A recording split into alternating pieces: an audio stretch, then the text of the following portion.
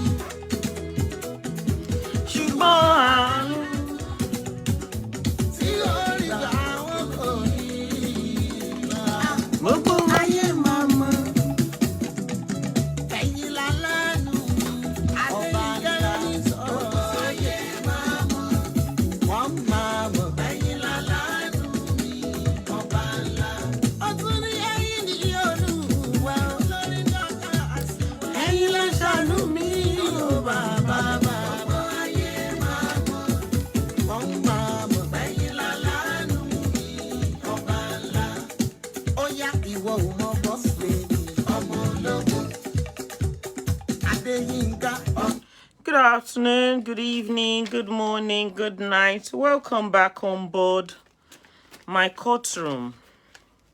Thank you for joining. Please share the program. Invite your friends. We continue on the issue of LIZZY and ANJORIN.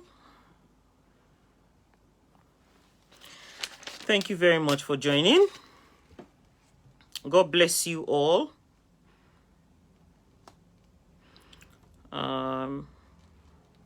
Let me just go and share this as well.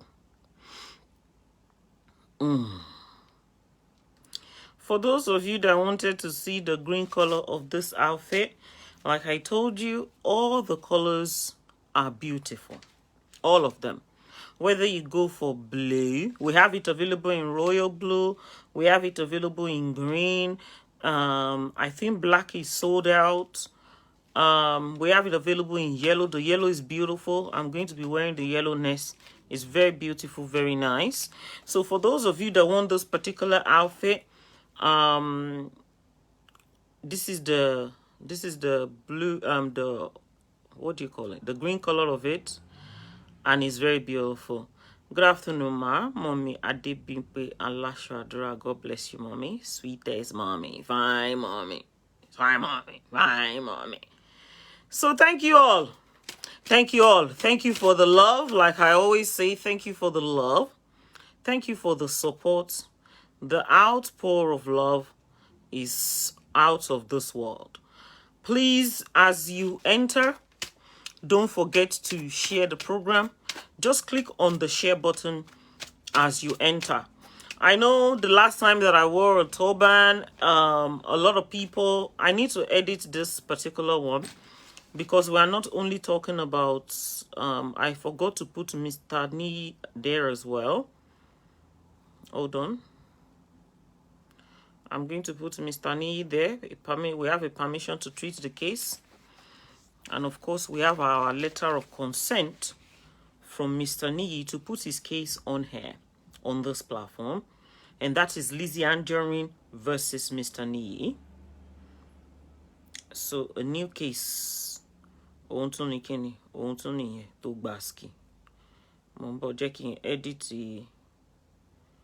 me edit the title of this show.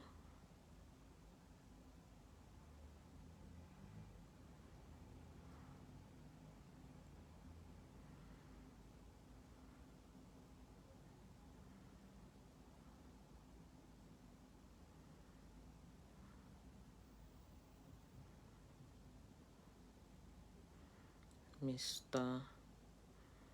Niyi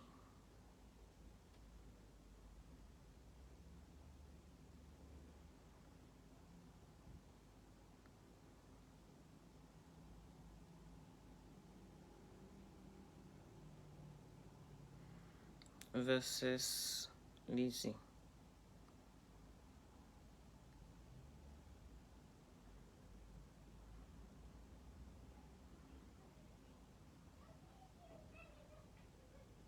Right, so that has been updated. So that is Mr. Niyi of Canada versus Lizzy Anjorin. Lizzy Anjorin, Abdulateef Lawal, and of course Fola Tinubu. Please, let's continue to share the program. To shikini, to gbaski gidi gan. Ewo tun leleyi ta tun ri yi o. 1 second. Okay, I have the case there. That one.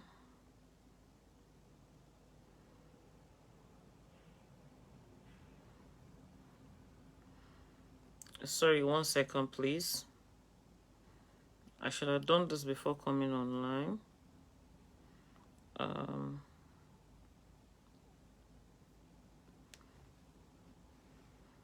right.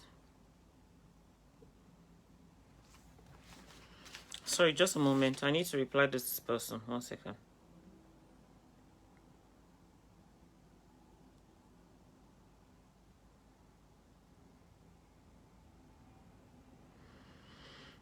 Okay.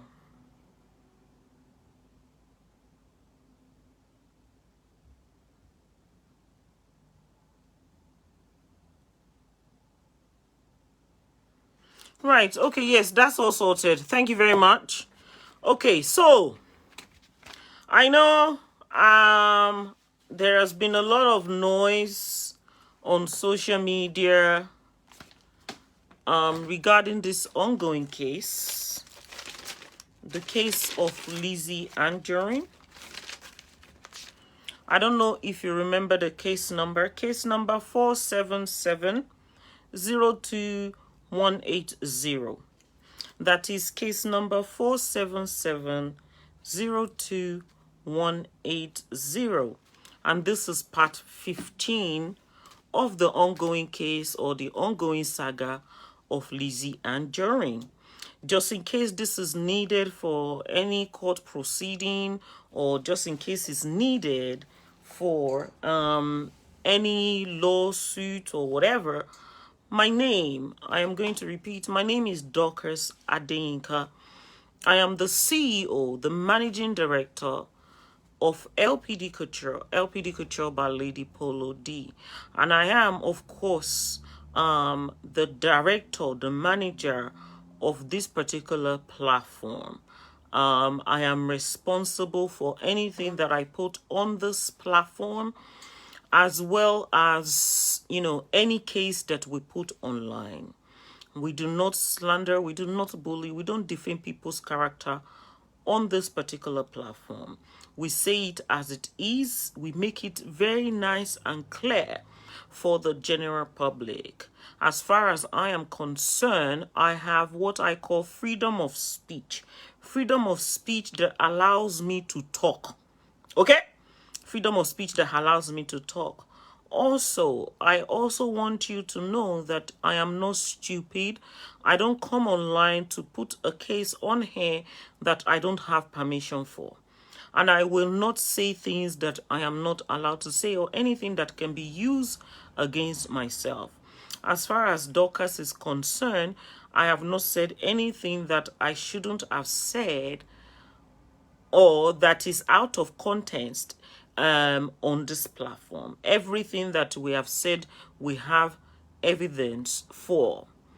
I believe that as human, we should have our freedom of movement. Everybody should be able to exercise their self on their cyberspace. Okay? So as far as Dorcas is concerned, what we are doing on this platform is 100% perfect, and there is nothing stopping us from continuing, whatever it is that we are doing here. We are going to continue, we move. Quick update on Fola Tinubu. I want to say a massive thank you to all of you that has been donating for this lady. I want to thank you for your generosity. Thank you so much for the outpour of love towards herself. Thank you for standing up for somebody that needs your help, genuinely. I really want to show my I want to say a massive thank you to my lovely brother, that is brother Sojo Loyo of Ologboboro. Thank you for your donation. 300,000 naira is a lot of money, okay? Thank you for the money donated for that beautiful lady, for Latinobu, the one that was bullied, slandered. Her image was also tarnished online by LIZZY ANJORIN. She calls herself a celebrity, a Nigerian celebrity. That's what she calls herself. Her image was tarnished. Her daughter was labeled online as a bastard, and she requested DNA test of that child. So thank you very much, brother Sojo Lawyer, and to everybody that has, been part of this particular case. I have 3 wonderful people, 3 big men in Nigeria. Most of these men. I want to say a massive thank you for your involvement in this ongoing case. Thank you very much for sorting Fola out. We have been on it for a couple of days now, because you all know that people should be able to move freely in Nigeria. Nobody should be able to use their power of, oh, I know this person, I know that person, to gag people, or going to the police station to write false rubbish nonsense that is not true, which I'm not going to lie to you, it was kind of like gagging for like a little bit, because sometimes they can monitor you via your phone and stuff. Sometimes she had to turn her phone off. All of that has been void now. She doesn't need to turn her phone off. She can move freely. If you want to buy anything from her and you need to see her face to face, you'll be able to see her face to face. She can move freely. She's a free lady, okay? Also, she will be moving her stuff away from the house, the previous house that she used to live, at. She will be moving her goods. She will be going there with a couple of bodyguards. A barista will be going there with her, and of course some police officers, so that she can move her stuff without any distraction, without any harassment, or if you understand what I mean. So she will go to the house, she will move her stuff, and of course we are going to launch her brand new house. She's gonna move into her brand new house hopefully in the next couple of days, and she is going to have a business that we will introduce to all of you online, a business that we on this platform, myself, I am going to be advertising for herself. So whatever it is that she's selling, whenever we have our shows, I will advertise it. For her on this platform.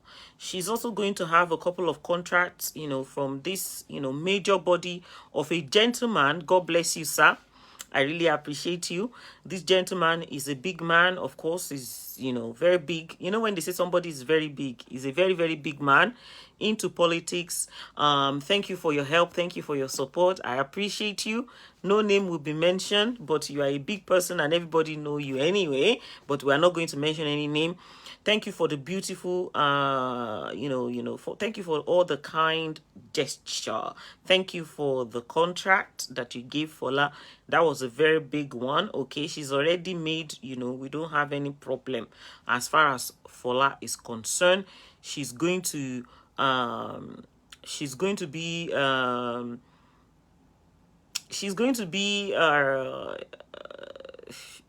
the story is going to be loud, honestly.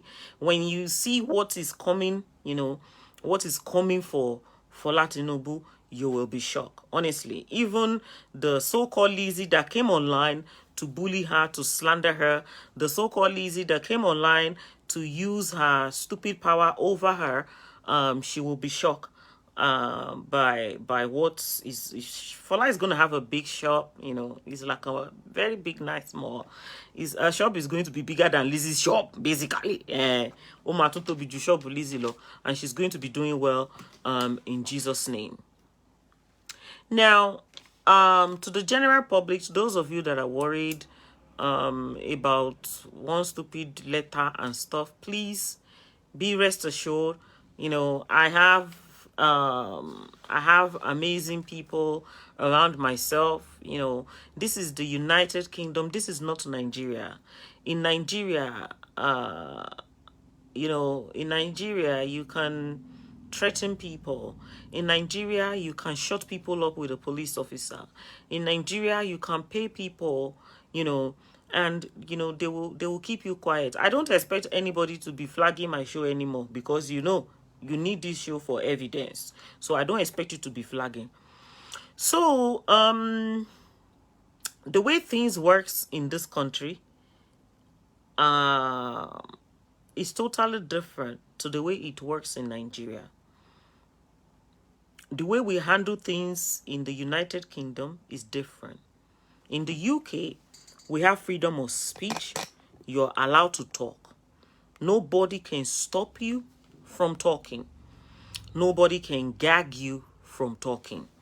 We have that freedom to, you know, to sort of like express ourselves. Now, whatever we talk about on this particular platform that has to do with Lizzy Anjorin is nothing about defaming anybody's character.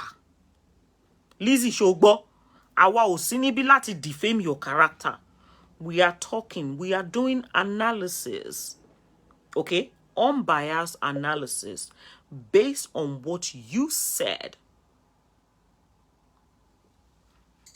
It was what you said about Fola Tinubu on your Instagram page, which we have evidence for, that we are doing analysis on. And I want a proper letter from the court. I don't want a lawyer letter, because I have done exactly the same thing to you today. Anybody can send anybody a lawyer letter. It's just a case of going there, giving them whatever amount of money, and you know, they will send the court letter out. So I want the case to go to court, okay? And I want you to present yourself, all right? We're going to drag it for a very long time, because all my shows that I have had, some of them are 3 hours, some of them are 4 hours. All the shows, patakata, we will present it to the judge, okay? You will present your own, and I will present my own. So, and we're not going to have all that rubbish of non-appearance. You need to be at the court hearing, because I have countersued you back today. Yes, I have countersued you back, and that is how it's going to be. Nobody threatens Dorcas, because I don't do rada on my platform. Now, so about a month ago,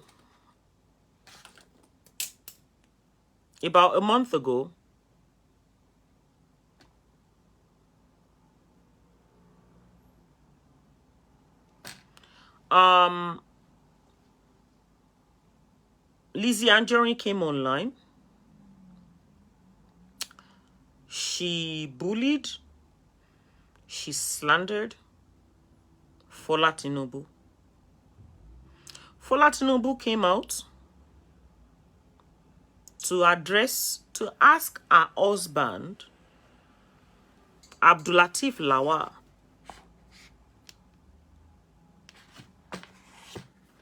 to look after his children. And instead of Abdulateef Lawal to come out publicly to address what Fola Tinubu, do we have a nuisance here?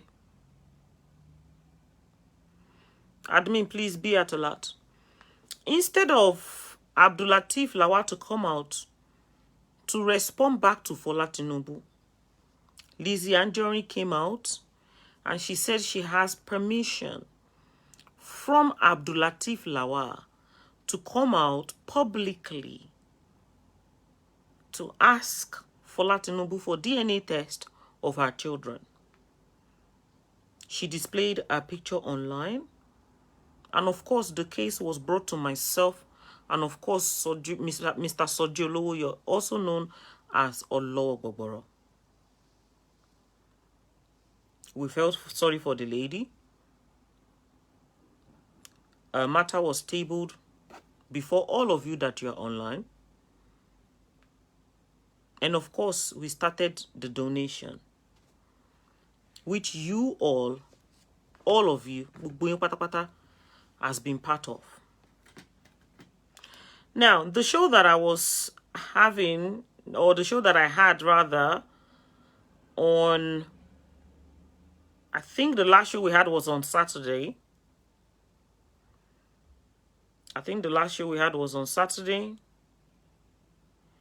We stopped at 33 minutes.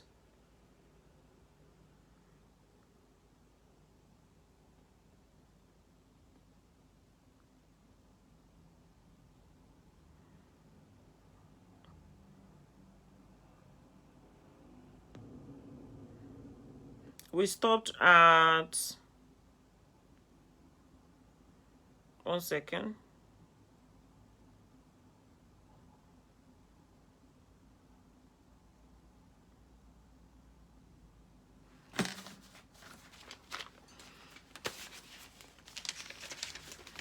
We stopped at 33 minutes.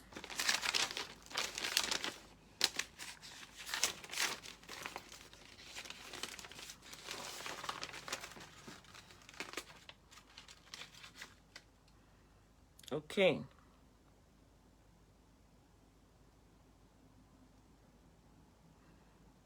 I'm going to go to 35 minutes.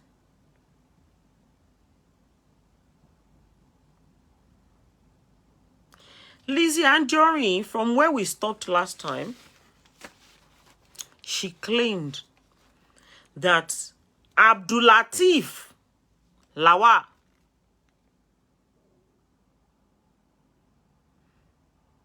who is this? Who is Tinubu Omali? What are you writing? What's Tinubu got to do with this?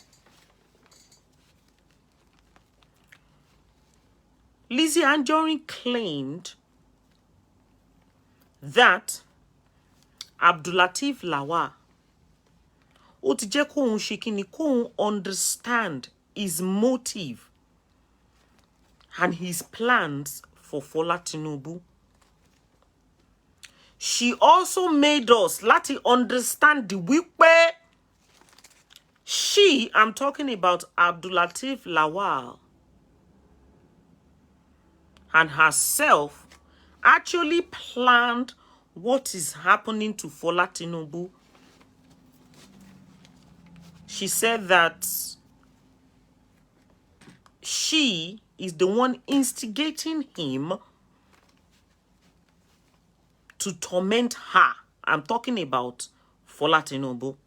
That is what Lizzy Anjorin told us. Let us continue from where we stopped last time. Mr. Lawal, gentle my house.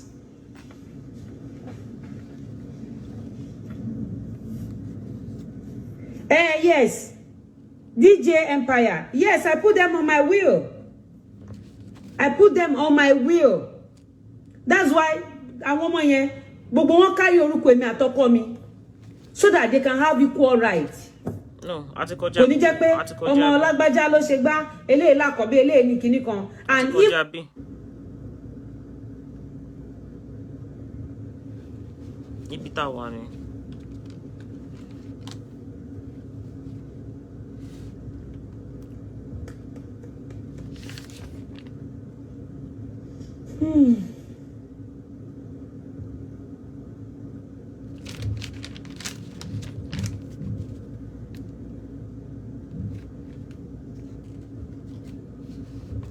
a woman needs to be strong, oh. A woman needs to be strong.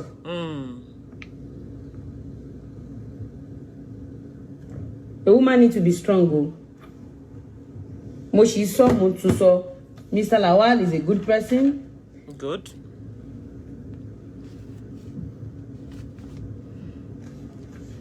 So lawyer máa pe Fọlá ní Thursday. Wọ́n máa pè bóyá ní àbọ̀là bọ́tùlà. Mrs. Fọlá Tinubu Lawal, go and do your DNA test and post your wedding certificate. One of the reasons why we picked up this case is because of that statement that she altered. As a wife, you have no right to ask for such evidence. You need to remember that bí Fọlá Tinubu ṣe jẹ́ ìyàwó nínú ilé yẹn, òun ni ìwọ náà tó ń jẹ́ Lizzy Anjorin ló ṣe jẹ́ ìyàwó níbẹ̀. You came out publicly in front of millions of people. Over 300,000 people watched that show. Over 300,000. Asking, requesting, demanding for a DNA test of another child. A child that your own husband, well, your current husband, that you both planned together, that we have evidence for, that you actually planned, where you confirmed that you instigated your husband to torment Fọlá Tinubu. That was the statement you uttered out. Hence the reason why Madam Fọlá Tinubu came to this courtroom to clear her name and of course that of her children, because nobody wants their child to be labeled as a bastard. You know, how would you feel if somebody like myself comes online and says such to you? It wouldn't be nice. It's not nice. So I'm talking about Madam Fọlá Tinubu, she has all the right to come before ourselves, because you have a very, very big, a massive social media platform that you use to, you know, to hear out whatever it is that you want to hear out. Madam Fọlá Tinubu is not a public figure. Okay? She doesn't have all that social media power. Millions of people were calling her, oh, so your daughter, your son, your daughter is a bastard. A lot of people called her. She was distressed. She was, in fact, as a matter of fact, she was honestly very, very distressed after hearing your nonentica bullshit rubbish show that you staged on Instagram. You have over 1 million followers on that Instagram page, where you defamed, slandered a little child by requesting for that child DNA test. A lot of that child's friend has also been in contact with the mother, asking, who is my daddy? Yeah. They contact the mother. Yes. And they were asking her. And the daughter had no choice other than to go and ask the mother who her father is, because a DNA test was demanded publicly online by somebody that also claimed, or you think we don't have evidence? Do you want me to play it for you? Your proof where you confirmed that you, Lizzy Anjorin, you actually instigated your husband to be tormenting Fọlá Tinubu. Fọlá Tinubu deserves the right to hear out our whole side of the story on any social media platform. Continue. Traditional new. Bóyá Islamically new. You also asked that you want evidence of your current husband being married to Fọlá Tinubu. Ó sọ fún Fọlá Tinubu pé kó provide the evidence of her being married to your husband, whether traditionally, Islamically, court wedding. You asked her to provide the evidence online, which I am very, very sure you remember she did. We saw video evidence where your so-called husband, your current husband, where he went to Fola Tinubu's house to ask for a hand in marriage. They had their introduction and their engagement and the rest of it done. How did you think she felt when you came out to ask her that stupid question? One of the reasons why her matter was tabled on this platform, and one of the reasons why we heard out her matter on this platform, is because of all these stupid questions that you are asking. You have no right. Both of you, as wife, ex-wife, ex-girlfriend, ex-boyfriend, you both have equal right. You, as a person, you do not have any right whatsoever to come out publicly to ask that lady any stupid question. Okay? Continue. We are listening to you. Because wedding you post it. Wọ́n ní pé ewúrẹ́ lóhùn òṣọmọ ìyá àgùntàn ló bojú wẹ̀yìn tó ní ohun ló bí dúdú or whatever. But nǹkan tí mo kàn mọ̀ ní pé gbogbo ẹ̀dá tí kò rí di ọ̀rọ̀ tó dẹ̀ dá sí ọ̀rọ̀ yìí. Tí ẹ rí di ọ̀rọ̀ yìí tẹ́ dẹ̀ dá sí. Mo fà yín lọ́wọ́. Ẹ dá sí ní dáadáa. Mo fà yín lọ́wọ́. Ẹ dá sí ní burúkú. Mo fà yín lọ́wọ́. But èmi o mo make sure pé Fọlá ń gba owó. We have asked you so many times, okay, to please provide an evidence of where Fola Tinubu collected money from your husband. We have asked you so many times. We are still waiting for the evidence. We want correct evidence. As far as we're concerned, the only money that was paid for the rent. We have evidence for that. Any other payment or whatever, we don't have evidence for. So we need evidence for the payment in question. All the money that he has been paying for the upkeep of the children, including their school fees, including their, their upkeeping, clothes-wise, food-wise, whatever. We need evidence for that. Thank you.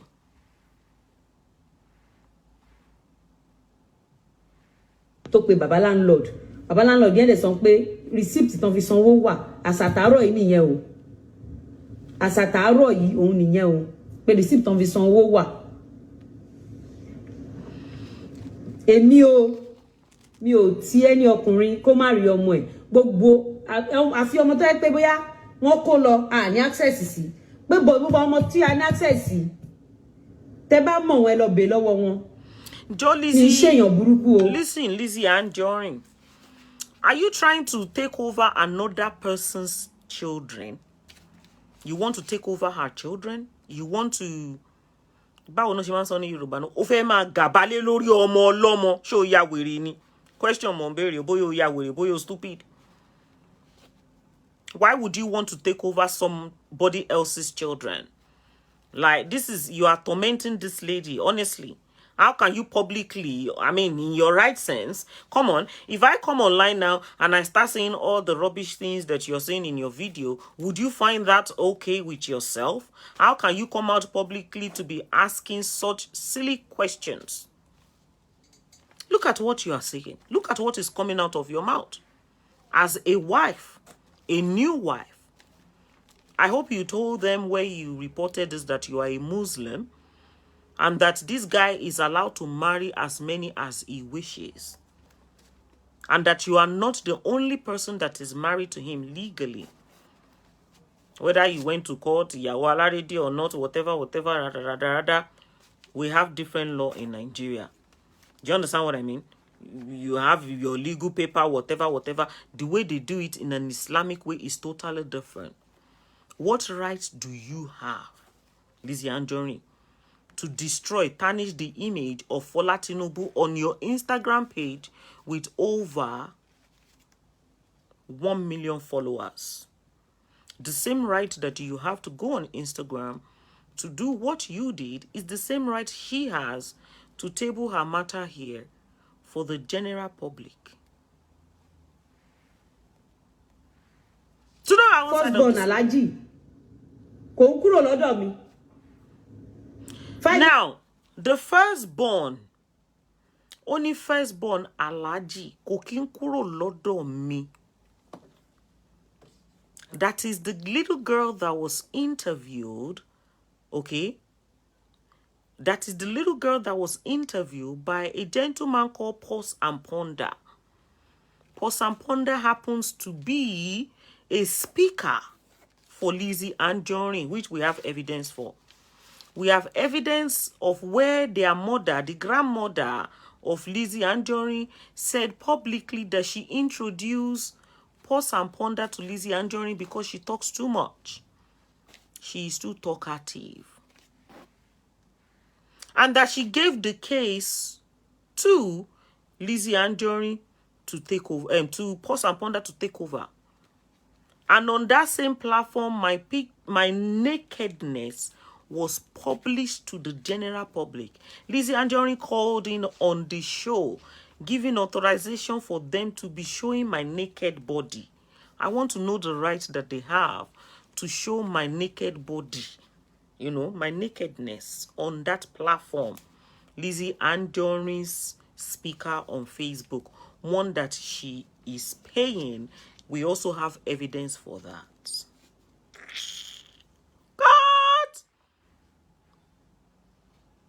Some of your actions are just barbaric. And only indirect update is on Edako. Emma make updates in indirect to the whole no.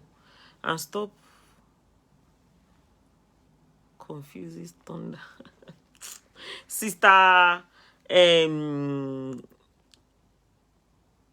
Sister Afiwa, ẹ jẹ́ máa wo àwọn wèrè ìran. Wọ́n ti já máa gbà. Ká lọ wo fíìmù Kòfó Tinubu àbí kí ló pẹ̀ tí wọ́n lọ kó wọn. Now, Àbúrò ẹ̀. It is so obvious that Lizzy ANJORIN is into Facebook fracas, okay? And she is fully part of it, okay? Now, this girl that she mentioned just now was interviewed by this assing. They call him Pause and Ponder. And again, a daughter of Mr. Fokorunpako that calls himself Lawal came out again publicly. Casey Madungun. To demand for a DNA test of one of our sister. That is the daughter of Abdulateef Lawal. And it was Lizzy ANJORIN that gave the contact detail to that man, the asinto wa ni abe bibi to tin se asin yen. What is the problem with you people? It is the same daughter that is in question that Lizzy ANJORIN is mentioning here. That the first daughter of Abdulateef Lawal. They are very close. Remember, the mother sells moi moi. One were less privileged. They don't have money. Lizzy has money. And she's using her money to control them. And we are going to do analysis on the show. You know, where that girl called in as well. Do you understand?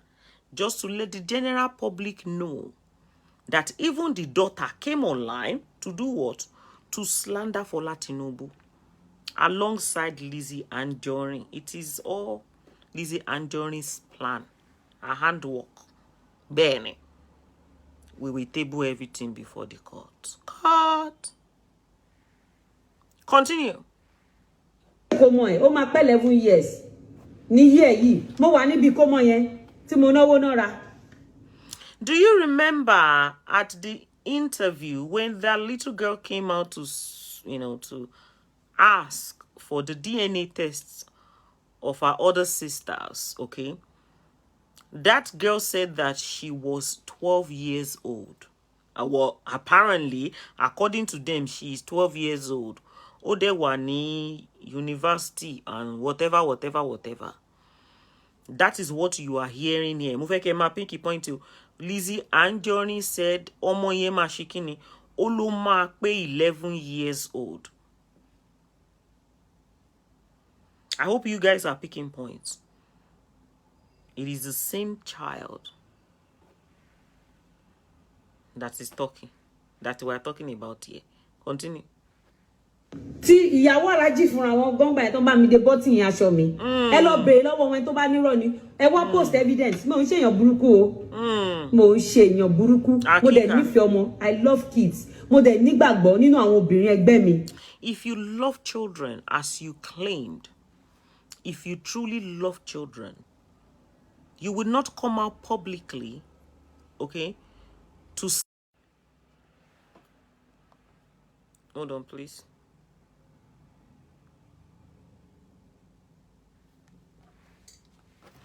Sorry, just a moment.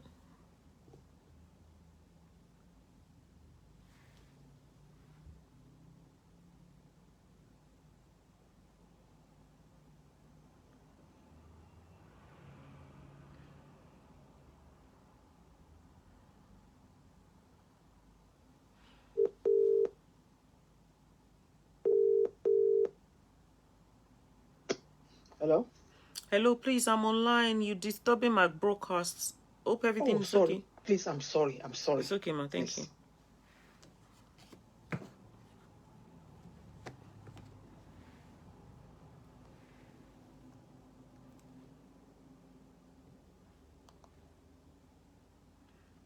Now, if you truly love children, as you claimed, because what brought us out on social media is the cry of the children, the cry of that baby, actually.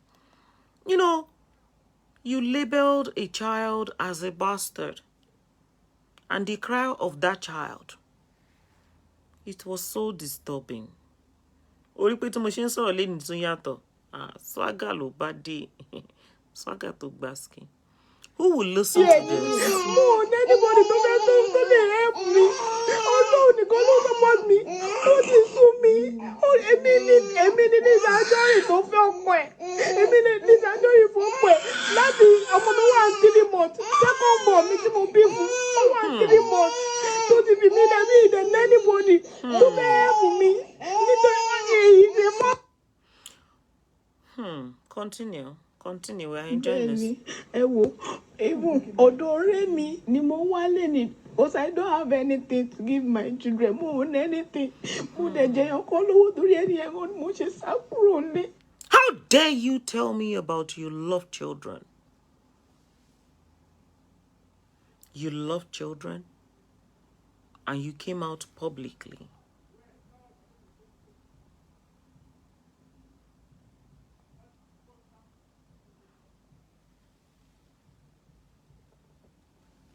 You listen to the voice of the children crying. Isn't the voice disturbing? You listen to the voice of the mother crying that our children are hungry. She has nobody. You love children, and you, because you wanted to add to her injury, the woman is already distressed. She is already distressed. You wanted to add to her problem. You can hear a baby crying.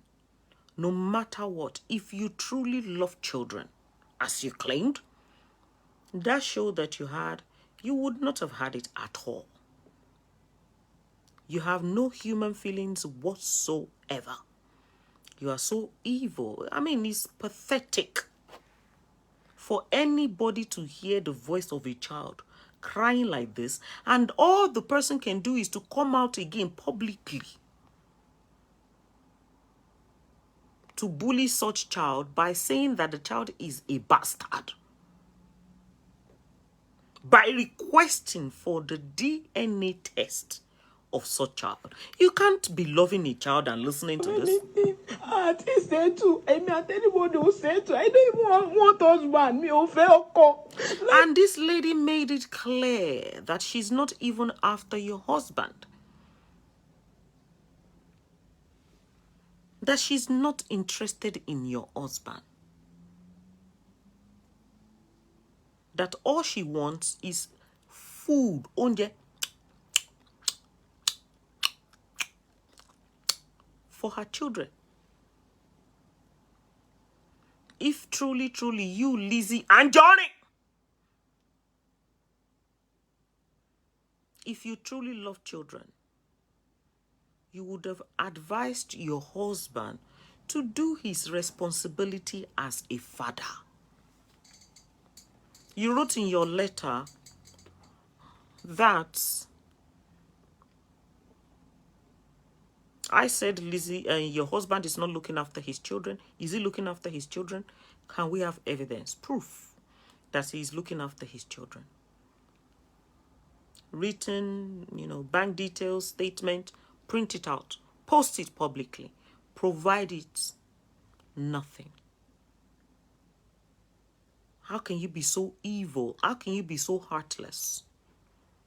It is the cry of this baby that actually brought me out. When the issue was brought to myself, I listened to the distressing voice of this child crying. And I had to use my voice so that they can hear this voice, that this child is not a bastard. Nonsense. I love children my foot. What a nonsense, bullshit, rubbish. Continue, we are listening.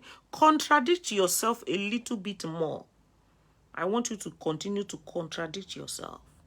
Go on, we are listening. I love children. Energy to fi lọ sọ́dọ̀ gist lover. To bá fi energy yẹn pè mí, like I said in the first video. How dare you? Who are you?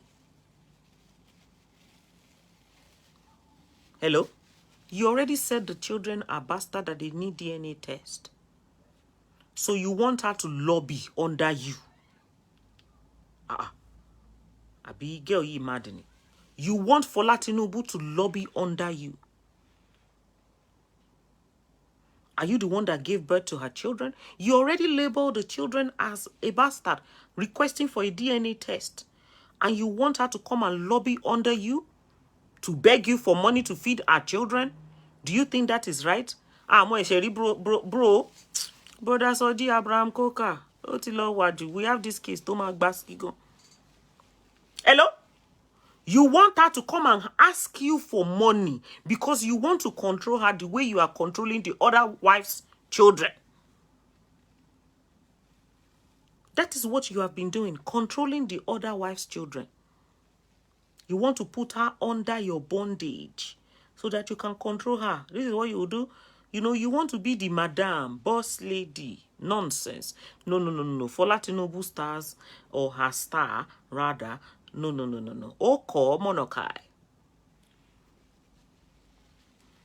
So anytime Fola Tinubu needs money or food for her children, she should pick up the phone and call you. Does it sound right to you? Are you okay at all?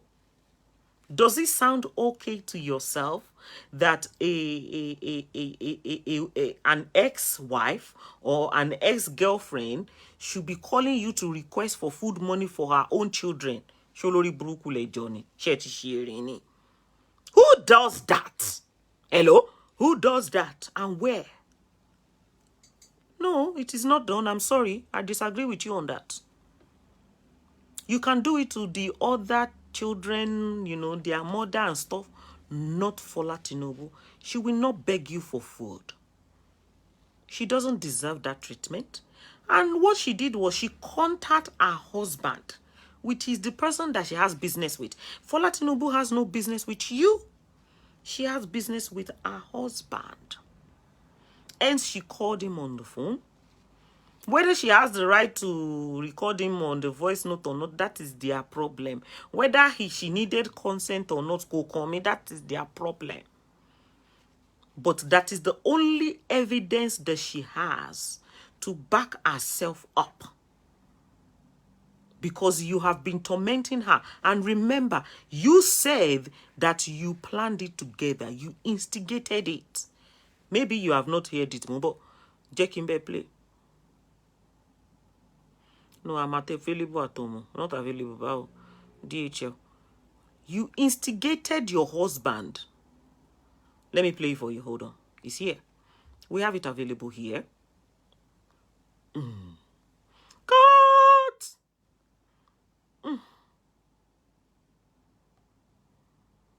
Ah, mi wá mi lè tó jẹ o. Ó pọ̀ ń bì. Mo ń bọ̀. Jẹ́ ń wá.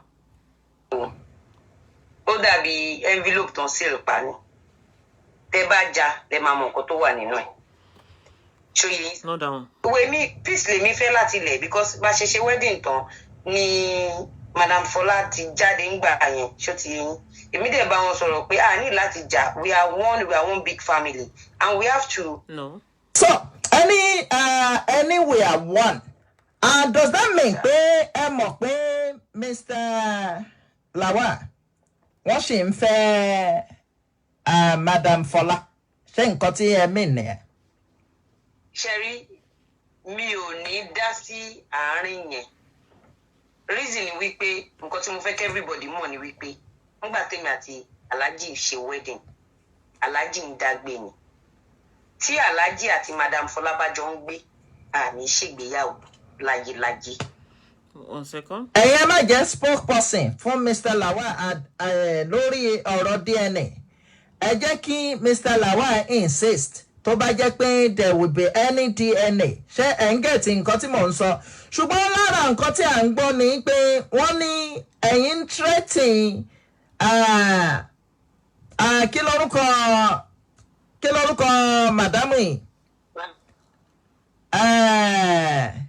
Màdámù tá à ń sọ̀rọ̀ wọn yìí. Hello?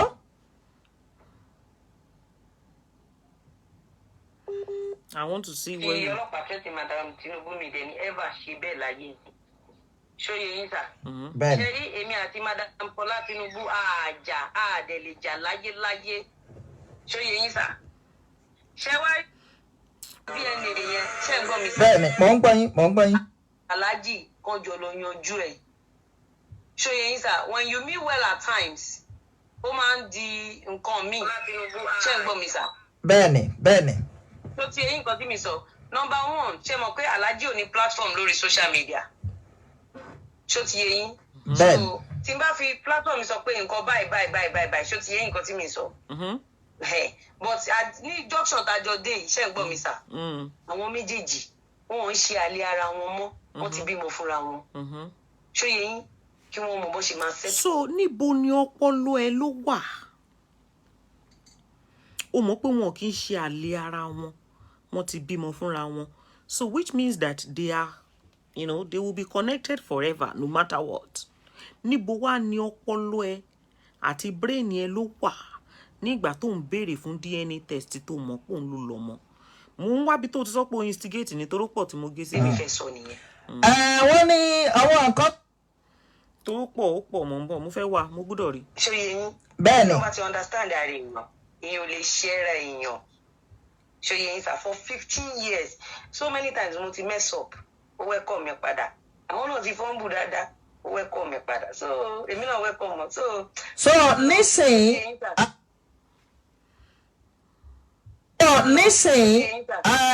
Mo ń wá bí 30. Nísìnyí ẹ̀yin believe ń sìn lórí gbogbo nǹkan tẹ́ ẹ̀ ń gbọ́ ní orí mídíà pé wọ́n fuck up. Yes, sir. So for the fact that pé yín. Did you hear that? God! You cannot deny that this speaker right here is not your speaker. You actually had an interview with him and he displayed my private part. Ever since the day he displayed my private part, I have not been able to step out freely. And you subjected me, myself, Lizzy ANJORIN, you subjected me to cyberbullying. A lot of people has been showing my private part, including your godmother. You will tell me why you sent somebody out to be displaying my obo online and my onion. My private part. You went and hired somebody to be displaying my private part. You went and hired somebody to bully me for speaking the truth. Court. And you had the audacity to go and, to go and have an interview with such person. Court for the courtless motherfucker.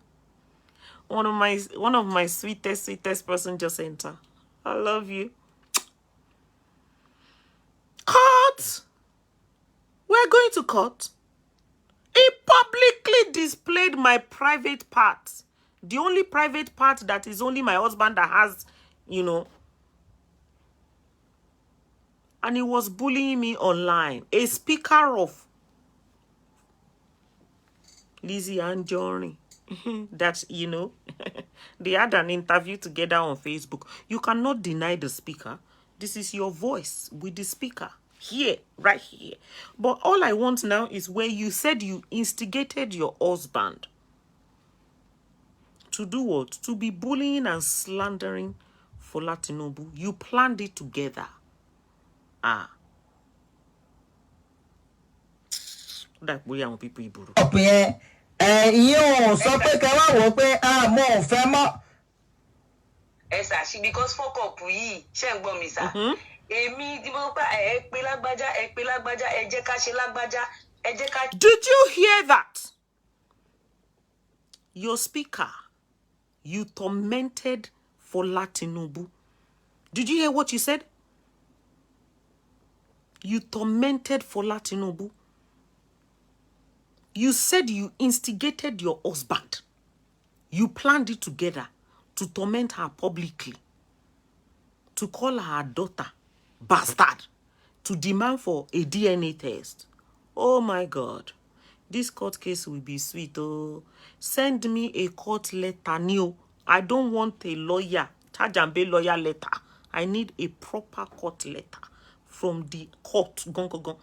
The general public, did you hear this? Listen to this. Ìmọ̀ pé wọ́n fuck up yẹn. Ìyẹn sọ pé kẹ́ wá wò pé mo ò fẹ́ mọ́. Ẹ ṣàṣì because fuck up yìí ṣe ń gbọ́ mi sá. Èmi tí mo pa ẹ pé lágbájá ẹ jẹ́ ká ṣe lágbájá ẹ jẹ́ ká pe tẹ̀mẹ̀dò ṣó ti yẹn sá. So LIZZY ANJORIN publicly confirmed that she asked her husband to call for Tinubu daily.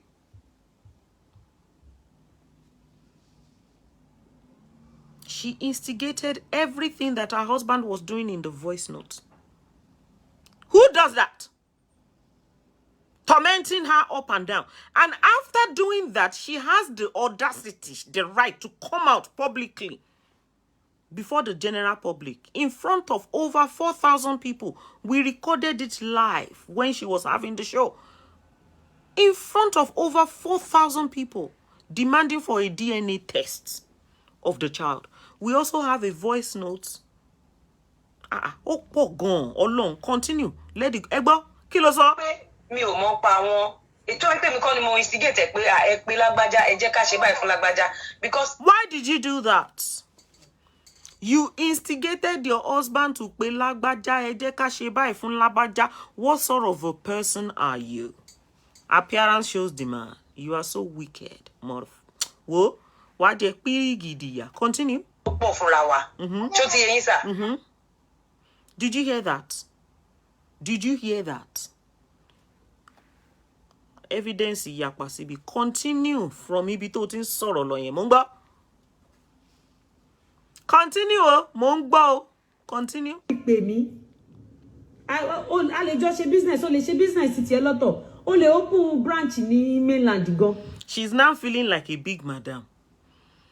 Fọlá ó yẹ kó o ti pè mí. Ó bá ti pè mí náà máa settle ẹ. Ṣé o mọ̀ mo gboko lọ́wọ́ ẹ but I will just settle you. Wàá open shop ní mainland. Wàá wá máa ṣerú fún mi. Hello? Mba. Kachiko, it is not done. Nobody. Mi ò rí bí tán ti ṣe rí nílẹ̀ Yorùbá. Not to now talk of nílẹ̀ àjòjì. Nonsense. Continue, Ambo. Mo believe nínú obìnrin ẹgbẹ́ mi. You do? Ju ọkùnrin lọ. Ẹ máa gbọ́. So ṣé ìtorí ọkùnrin náà ṣe máa jà? Ẹ máa gbọ́. Ìtorí ọkùnrin náà ṣe máa forí dólẹ̀, máa forí gbálẹ̀. ọkùnrin tó yẹ pé bàbá gbogbo ayé ni wọ́n. They can go at any time. Now, Lizzy Anjorin knows very well that Mr. Abdulateef Lawal is an irresponsible man. And she confirmed it herself. You see, when I am listening to a show or when I'm watching a show, I pay attention to every single detail. Listen to the wife. She's going to say it herself, not me. Oh, it is what she said that I am analyzing you. I don't know who wants to arrest me for analyzing a show that she posted on our wall. She's going to say it herself publicly that the guy is irresponsible. Emagbo, Mungbo. Tí bá lọ kaya mata fún Mr. Lawal, àwọn owó tó gbà yín ò ní rí gbà. Which Tí bá lọ kaya mata fún wọn, ò ní rí gbà.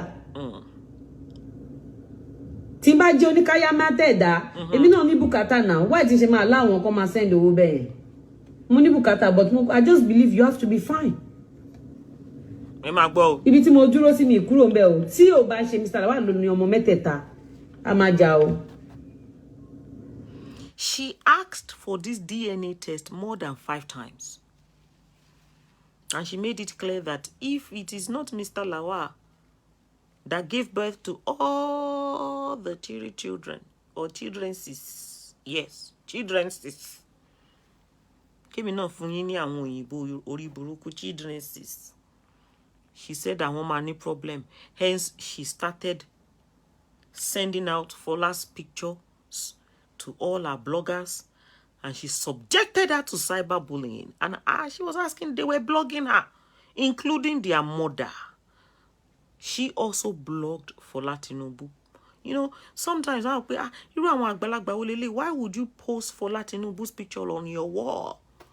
She bagbalagba man tún nǹkan ṣe ni, èwo wà ní nǹkan tẹ́ fẹ́ máa. Tẹ́ fẹ́ máa bàjẹ́. You know, you are the one that you said the truth to start with, and all of a sudden, within a twinkle of an eye, you twisted everything around. Who does that? Emagbo, Angbo, Jo, Funwaje.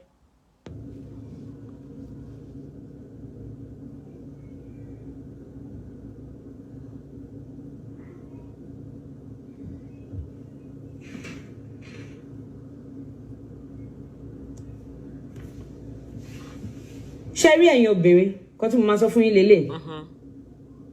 Regardless of nǹkan tó bá ṣẹlẹ̀, regardless of orúkọ tó bá pè yín, mo ní tí inú yín bá ti mọ́ pẹ̀lú Ọlọ́run, you are good to go.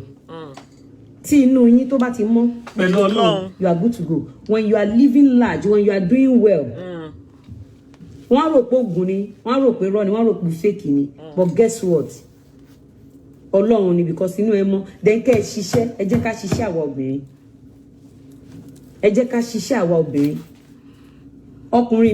Somebody left a comment there. Oniupe, they are 2. Why did she say that they are 3? Thank you for the comment that you left there. I'm going to reply that comment. Okay? I am going to say what? I am going to reply that comment. And the reply is very, very simple. Come on, aren't you enlightened enough to understand what is happening here? Sometimes when I listen and I read some of your comments, you know, I just look at it like, are these people human or are they crazy? You know, some of the people that leave the comment there. And you would ask me, you know, why? Why am I saying that? It's very, very simple. Because we made you let you understand the Wupe. Of course, there are 2 of his own, and he adopted one when he married her. He adopted one. He knew about it. It's not as if he wasn't aware. He was aware of it. He knew about the 3rd child. He knew that the 3rd child wasn't his. Lizzy doesn't have the right to question the wife. Okay? Lizzy doesn't have any right to question the wife of, oh yeah, blah, blah, blah, blah, blah, because she also knew that they only have 2 original Omo together, and that the other child is a child that he adopted, automatically, because of the fact that he adopted that child, she believed that is his child. Of course, you know, the wife, the new wife that calls herself Lizzy ANJORIN, came out publicly to question the new wife, to question the wife that, you know, where's the... Who told you that the third child belongs to my husband? She doesn't have the right to ask such question. You know which part of it people don't understand? She doesn't have the right or the permission to ask such question. And if she's saying that, okay, kiniko, I'm the wife, and because I am now the wife, I can ask any question, that is another bullshit as well.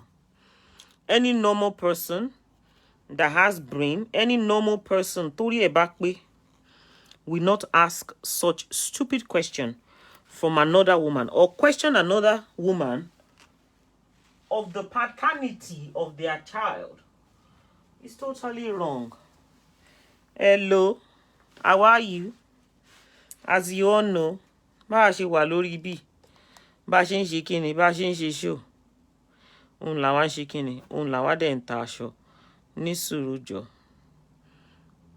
Bí rẹ̀ sẹ́gbẹ̀ẹ́ mi, jẹ́ kí n sáré faṣọ ìhàn. This is back in stock. Back in stock. Tó gba ski gan.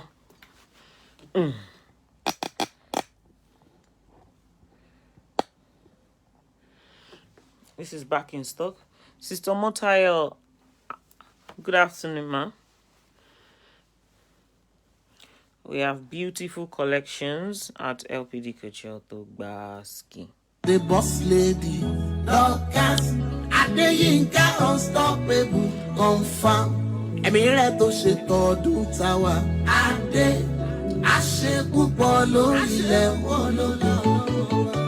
Orí o, orí o. Aṣọ wa jàre. Orí gbà, orí gbà o. Aṣọ wa. Àánú lórí gbà orí o.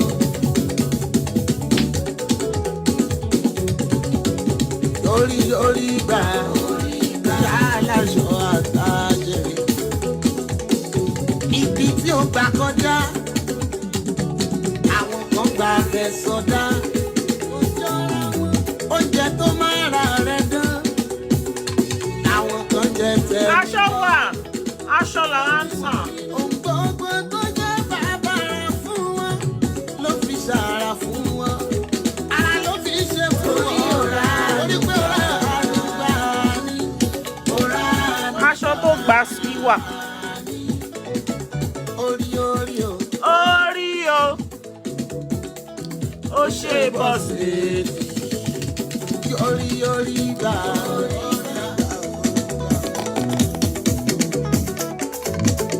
Irú ìrírí tí ó rí làwọn kan rí. Tí ó rí gangan. Àánú tó jẹ́ fún wọn kò já fún wọn. Olórí wọn ni Ọlọ́run gbà. Látòrí ẹgbẹ́ ìkọ́nà ẹsẹ̀ kiri ló bá dé. Gọ̀mù adé, àtinú ẹ̀rẹ̀ fàyè rẹ̀ sàrà. Hello. Ẹ má gbàgbé pàṣọ wà in stock. Continue, we are listening to you. Èmi gbogbo nǹkan tó bá rà fún ẹ tí ìjà bá ṣẹlẹ̀ gbogbo ẹ̀ ló máa pa padà. Àwọn ọkùnrin kan tún nìyẹn. Tí ìjà bá ṣẹlẹ̀ gbogbo ẹ̀ ló máa gbà padà. Gbogbo ẹ̀ ló máa gbà padà. So nǹkan tóbìnrin bá ní títí ẹni. Nǹkan tó bá ní títí ẹni o.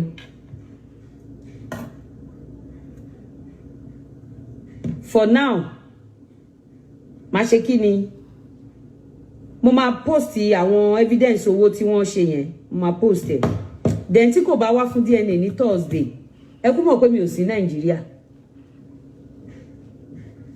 Lọ́ọ̀yà máa pè kán lọ ṣe DNA fọ́mọ mẹ́tẹ̀ẹ̀ta.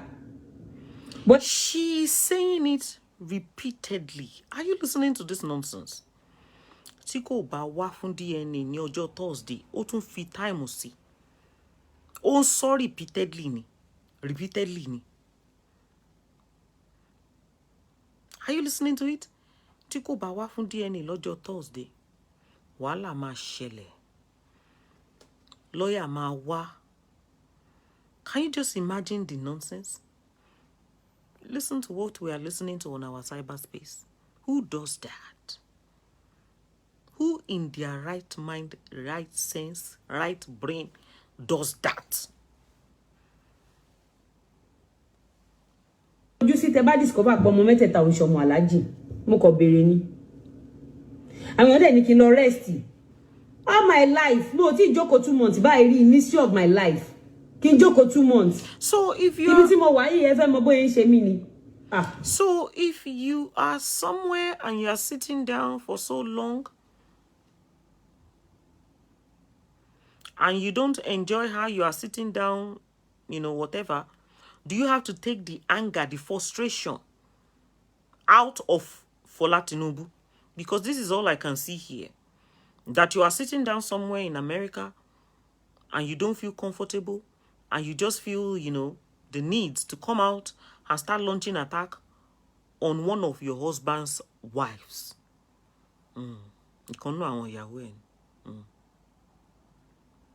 Or one of your husband's wife. Because as you are a wife, Ben no she a wife in Abibeko. So why are you taking your frustration out on Fola Tinubu? Continue, we are listening to you. Emagbo. Play. Mi ò rí bí jó, mi ò rí bí nọ́ra, mi ò rí bí lọ Can you imagine? Ẹ jọ̀ọ́ ẹ má fọ̀lẹ́ kọ́ mi. Can you imagine? Èèyàn kan ní you do not have right to tell the lady to go and do DNA. You just should let your... No, I have the right. Thank you very much. Èèyàn kan sọ wípé even on the spot, on the spot, you were corrected that you don't have the right to ask her to go for DNA. So, you know, I know that Dorcas is not saying anything that she shouldn't be saying. It's not as if I'm stupid. You understand? Because you were even corrected on that live chat. That you don't have the right. And you said you do. And you said, what I was up your husband sent you. Dekagbo. Continue. I can speak on behalf of Mr. Lawal because Emagbo, mo fẹ́ kẹ́ gbọ́ bẹ̀yìn again. That I call the lady to go and do DNA. Just mo fẹ́ kó gbọ́ bẹ̀yìn dáadáa. Sọ bẹ̀yìn again. Èèyàn kan ní you do not have right to tell the lady to go and do DNA. You just should let your... No, I have the right to say that. What's right? I can speak on behalf of Mr. Lawal. How? Because the lady in question call me out. Allege me. You said the lady in question call her out. Allege her. Beautiful people, this is what Fola Tinubu said. I want to know how Fola Tinubu called you out in this audio. How did she call you out? 1 second. How did she call you out? More than anybody to help me. Ọlọ́run nìkan ló support me. Ó ti sú mi. Èmi ni Lizzy Anjorin tó fẹ́ ọkọ ẹ̀. Èmi ni Lizzy Anjorin fún ọkọ ẹ̀. Láti ọmọ tó wà 3 months. Second born mi tí mo bí fún. Ó wà 3 months. Tó ti fi mí lẹ́mí ìdẹ̀ anybody tó fẹ́ help mi. Nítorí wọ́n ṣe èyí ṣe mọ́. She clearly said, èmi ni Lizzy Anjorin fẹ́ ọkọ ẹ̀. She made it very nice and clear.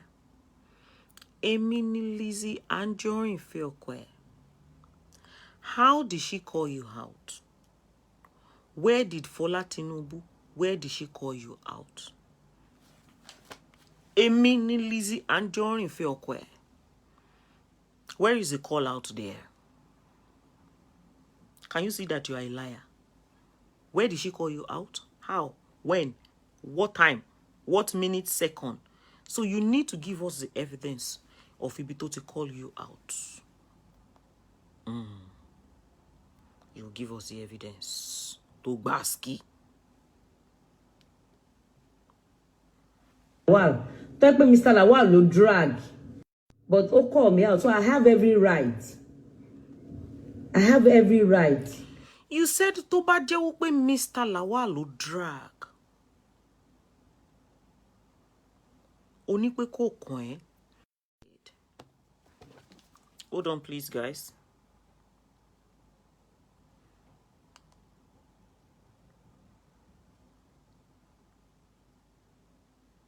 Just a moment, please.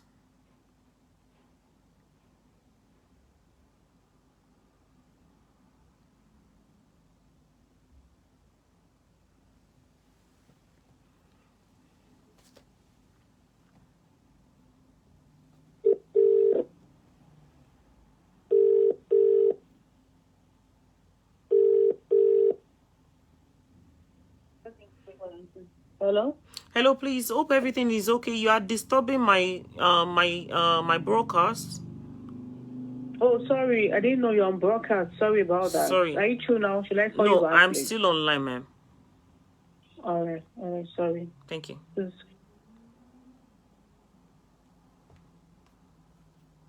How did she call you out? Where did she call you out? That is to show the general public that you are an attention seeker. And all you wanted to do with this particular show is to seek attention, because this is what you have been doing for a very long time. Seeking unnecessary attention, coming out publicly to bully and slander people just because you want to advertise whatever you are selling, picking on people randomly, slandering a child, a baby for that matter.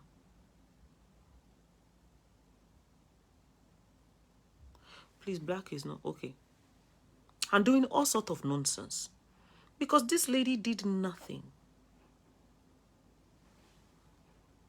This lady in question, we're going to block you off if you advertise any platform on this platform. Admin, are you there, admin? Because I don't know if you're online today. Very evil. It is wrong. Totally wrong. Let's continue to listen. Continue. Pé ó máa ṣe DNA. It is my right láti mọ̀, because gbogbo àwọn ọmọ tán bá ń kó bọ̀ èmi nìyá wọn. Because gbogbo àwọn ọmọ tán bá ń kó bọ̀, ó ní òun ni ìyá wọn. Ó ní it is our own right láti ṣe DNA test. Torí gbogbo ọmọ tán bá ń kó bọ̀, ó lóun ni ìyá wọn.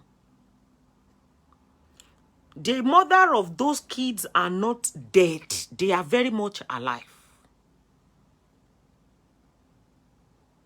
Ọmọ tán máa ń kó bọ̀ lọmọ tí ìyá ẹ̀ ti kú tó ti lọ, tí ò lè take responsibility of àwọn ọmọ ẹ̀. Why would you be the one láti jẹ́ ìyá wọn?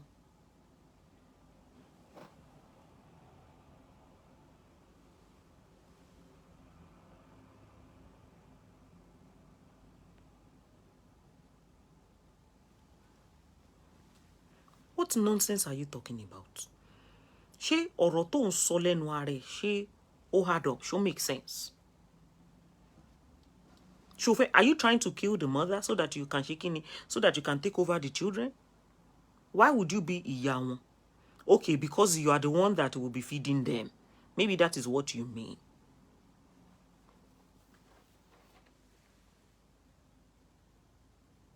Bàbá gbogbo ayé ni. Gbogbo ọmọ tán bá kó wá, jíjẹ wọn, múmu wọn, ọrùn mi ló wà. Thank you. We are getting there gradually. Gbogbo ọmọ tí wọ́n bá kó wá, jíjẹ wọn, múmu wọn, ọrùn mi ló wà. I am the father. The father is not capable of taking care of the children.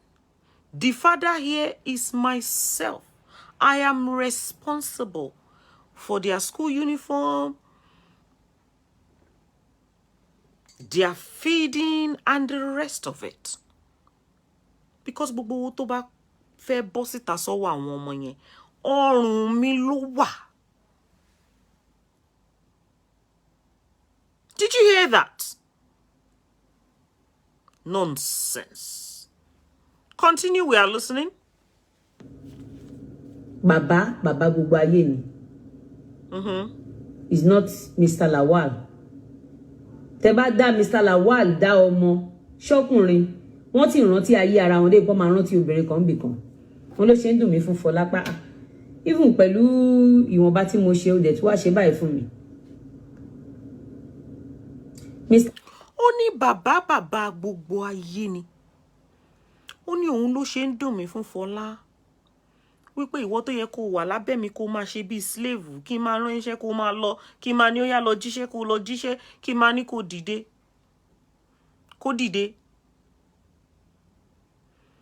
Bumi Ade something. Who are you talking about? Admin, Bumi something, yeah. Hello?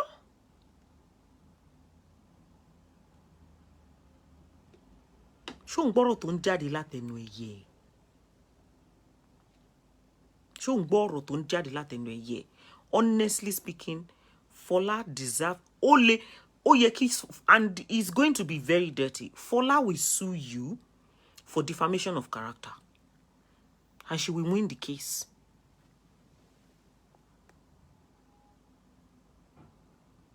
She will win the case, definitely. Because this is very, very silly. Look at the thing that's coming out. Lenwe jati jati enwe rada rada. Angbo? Speak. I mean, must speak for wọn. I want you to hear that part again. Even pẹ̀lú ìwọ̀nba tí mo ṣe ó dẹ̀ tí wàá ṣe báyìí fún mi. Mr. Lawal cannot speak. I mean, must speak for wọn. Thank you. Mr. Lawal cannot speak. I am the one that will speak for him. Is he deaf and dumb? Because she's the one in charge. She's the one in control. He cannot speak and he will not speak. But remember, they planned it together. She instigated Mr. Lawal. Láti máa ṣe kíni, láti máa tormenti Fọlá Tinúbú. Mr. Lawal cannot speak. I am the one that will speak for him. I control him. I tell him what to do. I tell him to stand up, sit down, move round, shake bum. I'm the one in charge, not him. Continue.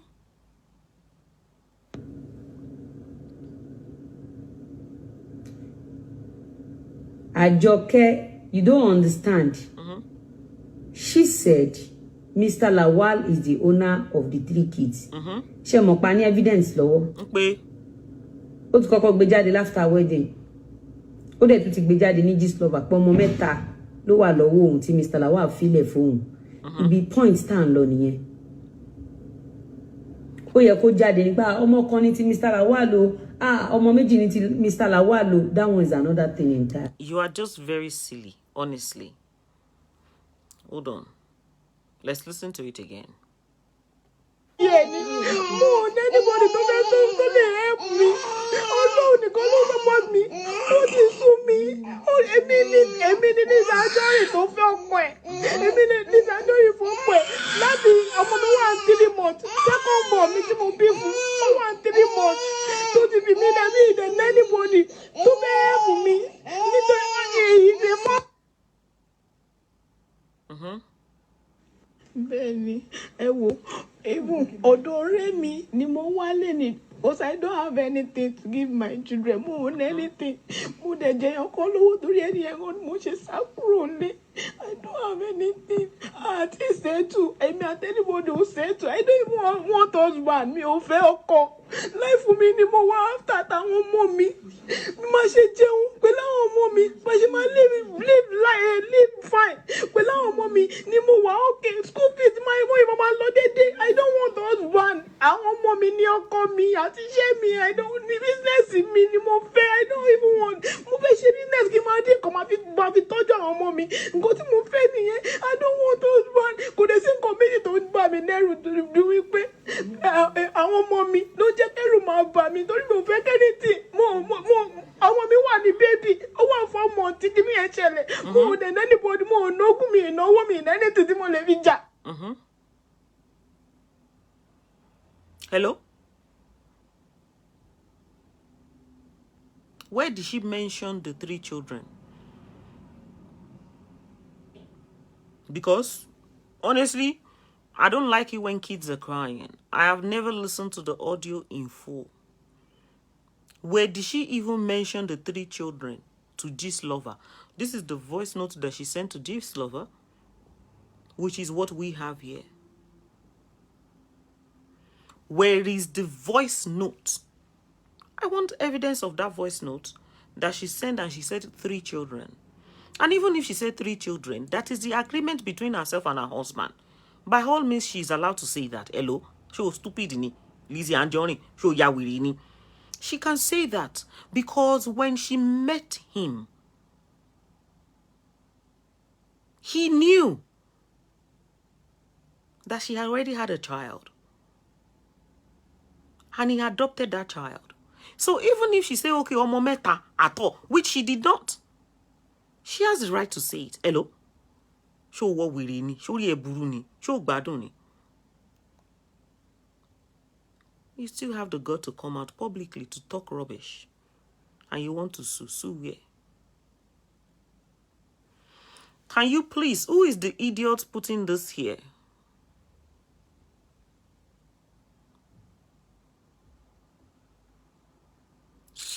Can you stop rubbish and stop advertising that person here?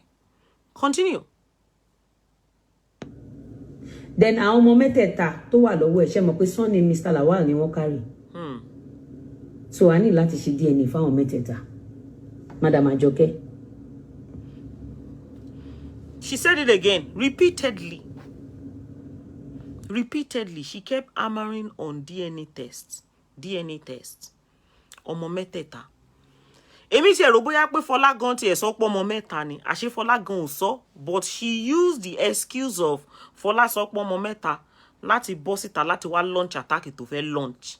You can see the corny way, the way tó ṣe ń ṣe kíni, tó ṣe ń ṣiṣẹ́ tó ń ṣe rádaràda. On done lórí social media. Continue. Continue.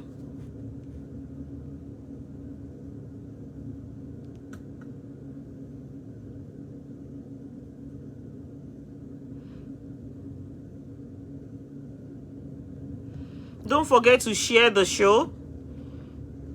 Don't forget to share the show. Ẹ bá wa share show yìí kó gbà sí. So guys, ẹ ká fẹsẹ̀ rájò. Ẹ máa gbọ́ o. Ibi tó ti fẹ́ fẹsẹ̀ rájò ẹ jẹ́ kí n skip orin yẹn. Àsàtì máàchì yẹ̀ yìí. Ẹ wò, ẹni tí à ń jẹ rè. Àsàtì máàchì yẹ̀ yìí. Ẹ wò, ẹni tí à ń jẹ rè. Displaying Fola's picture. Ṣẹ́ni tí à ń jẹ rè. Ẹ máa wo déètì o. Displaying Fola's picture. Fọlá, fàájì pọ̀ jù, ìyá oníyà. Displaying her picture.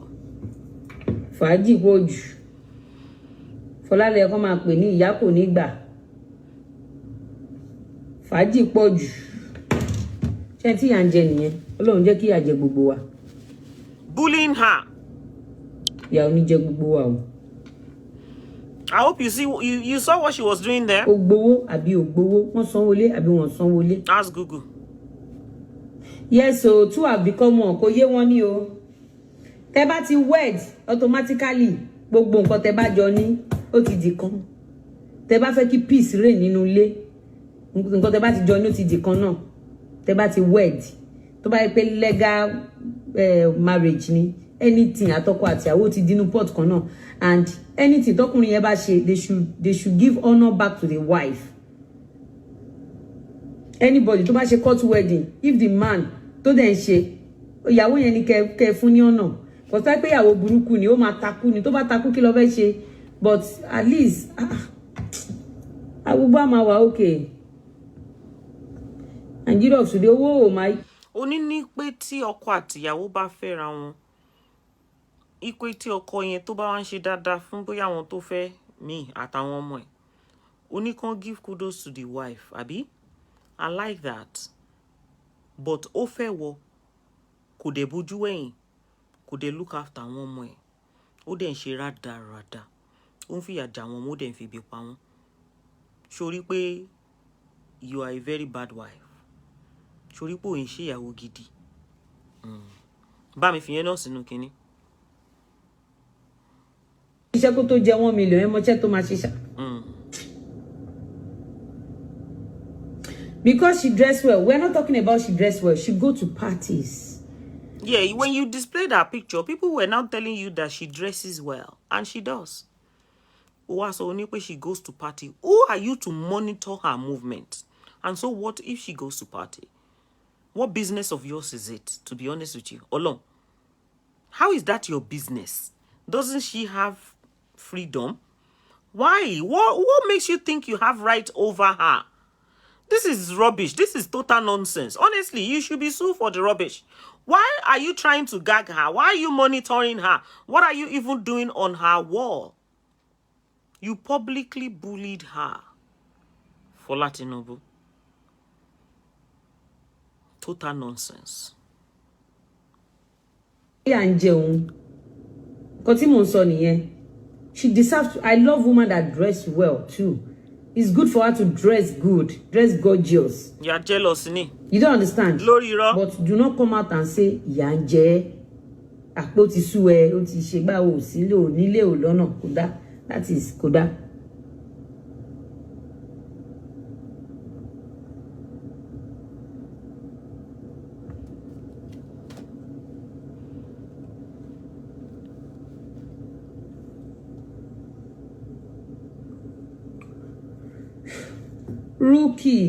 Rookie fashion empire. If she faced Mr. Lawal, I won't come for her. But she called me out. She dragged me on Gist Lover. You said if she faced Mr. Lawal, because people kept questioning you. You said if she faced Mr. Lawal, you won't come out. And you, Lizzy Anjorin, oh Mokwe, that is the person she faced. So why are you lying? She didn't call you out. You, Lizzy Anjorin, you knew quite well that the person this lady faced was Lawal. She made it nice and clear. But you came out publicly to bully and slander her. It is not done, my friend. You will pay for it. That I snatched her husband. But you did. You did. There is evidence. There is evidence. That is what you said in your program. That when they were even dating one another, you used to be an intruder. Oh yeah. You used to interfere into their relationship. You used to tell him when to go, when to come home, when to sleep, when not to sleep. And then eventually you collected the man from her. Yes, you do. You did. You did. That is what you said it. We have evidence for it. I have voice messages for it. You did. Sure, I'll come for her.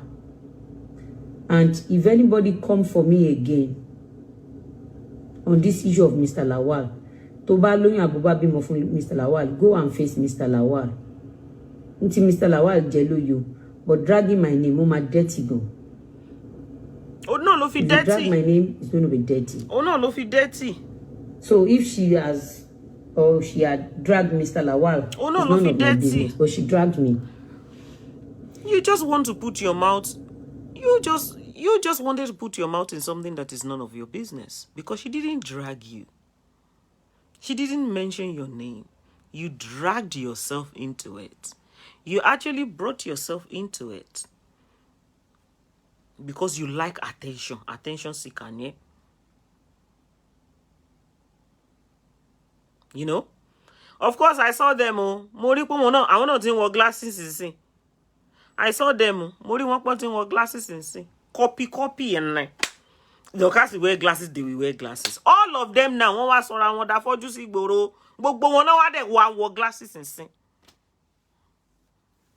Kilo de ti gbogbo yin wan wọ glasses atomo kekere atagbalagba gbogbo yin náà wá show glasses emoju kilo de ẹ tún fẹ́ gba logo lọ́wọ́ wa.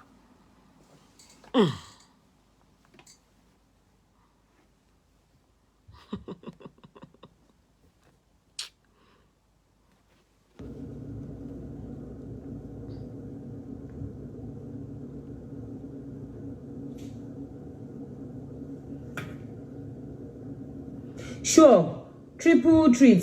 You said no. If the 3 kid happens to be with for Mr. Lawal, kò sí wàhálà. Ó jẹ́ lọ nìyẹn. But tí kò bá ń ṣe ọmọ Mr. Lawal tó dẹ̀ wá purọ́ pé mẹ́tẹ̀ẹ̀ta lọmọ Mr. Lawal. Ó yẹ kẹ́ mọ̀ pé case ńlá ni now. Why tó ṣe máa lọ sórí social media láti deceive àwọn èèyàn láti bà ayé èèyàn kan jẹ́. Kò bímọ mẹ́ta fún tó dẹ̀ bímọ mẹ́ta fún. Imagine. Don't get it twisted. Wọ́n ṣe máa gbọ́mọ ẹ̀ òun ní ìyá àwọn ọmọ ẹ̀ ló máa ṣe ìyá àwọn ọmọ ẹ̀ lágbára Ọlọ́run. Why don't she make gbọmọ lọ́wọ́ ìgbà téèyàn ò ṣe? Surely we are stupid. Even people questioned you on that platform on the day. That what do you mean by pé tó bá fẹ́ kó àwọn ọmọ wa? Ṣé o fẹ́ gbọmọ lọ́wọ́ ẹ̀ ni? Ṣé wọ́n ti dàjẹ́ tó ń gbọmọ ni? Ṣé o tún fẹ́ máa collect ọmọ ọlọ́mọ máwọn ti tiẹ̀ ni? Did you hear what you said? You said kò sẹ́ni tó fẹ́ gbọmọ lọ́wọ́ ẹ̀. Ọmọ ọlọ́mọ. No now. Owó tán fẹ́ fún wọn máa mọ̀ now. But this situation Mr. Lawal kọ́ ló lọ́mọ mẹ́tẹ̀ẹ̀ta.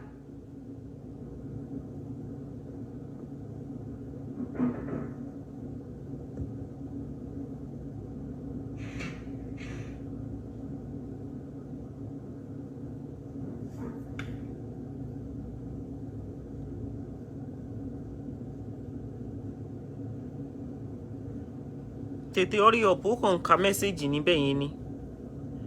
Kó dá wa lóhùn. My husband did not agree pé kí ọmọ ọlọ́mọ jẹ́ surname ẹ̀.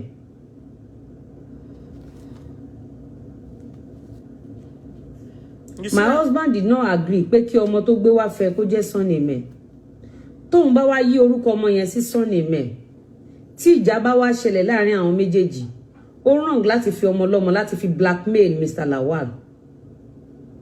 Because tí Mr. Lawal ò bá fẹ́ Lizzy Anjorin, kò ní ṣe nǹkan tó ṣe yẹn.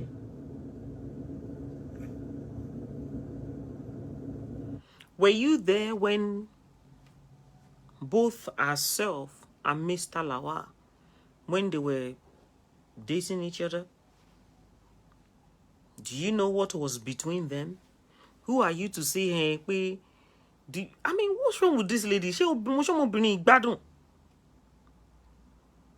Who are you to talk on behalf of your husband? Allow your husband to address us, the public. We will kill. Òun kò sọ pé òun adopt ọmọ yẹn. Why are you speaking for him? Why?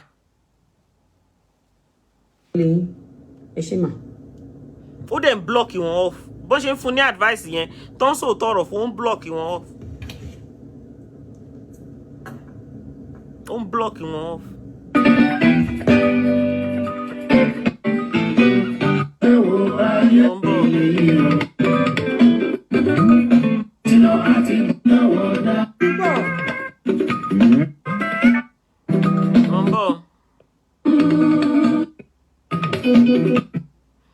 Okay, so that was it.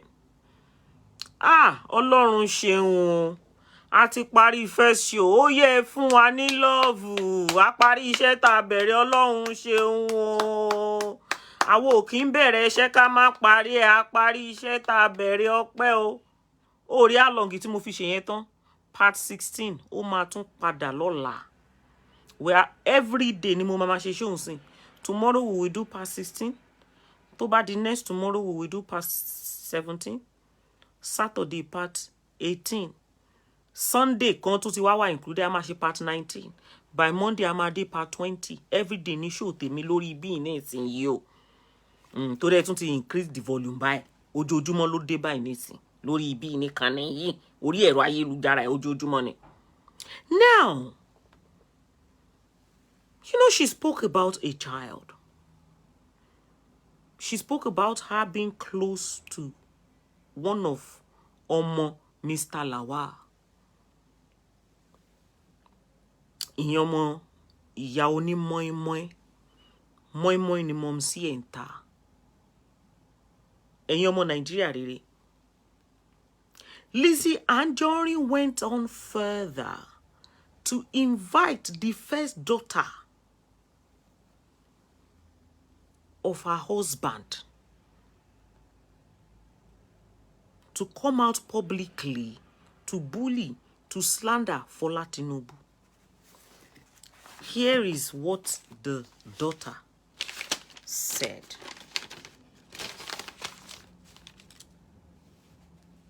About Lizzy Anjorin. Here is what the daughter said about Fola Tinubu.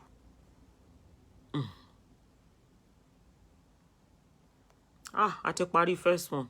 Oh, I take a try. I don't bust the second one. Not that one, though. I want to show Pombi. Okay. I believe is this one. Okay. Which kind disease they Hold on, please. Let me get to the place. for sexual deficiency? Hold on, please. Let me get to the show. 1 second.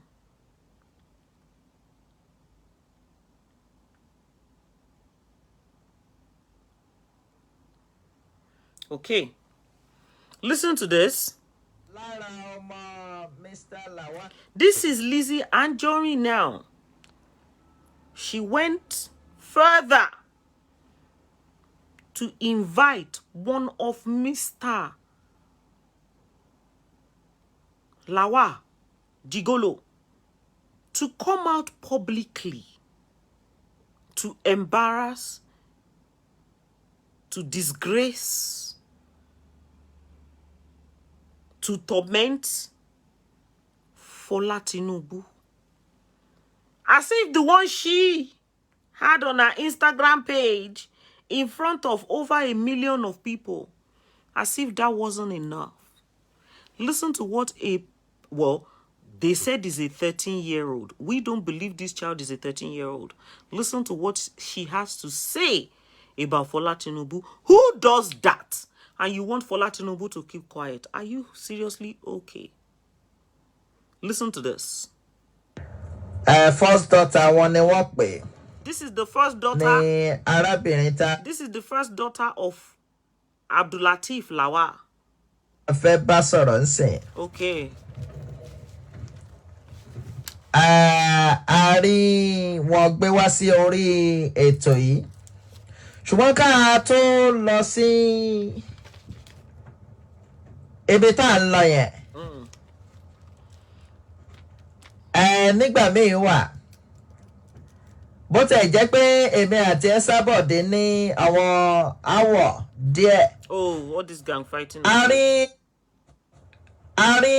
Hold on, 1 second. That's not what we need. We don't have time for all this. Then again, ní pé.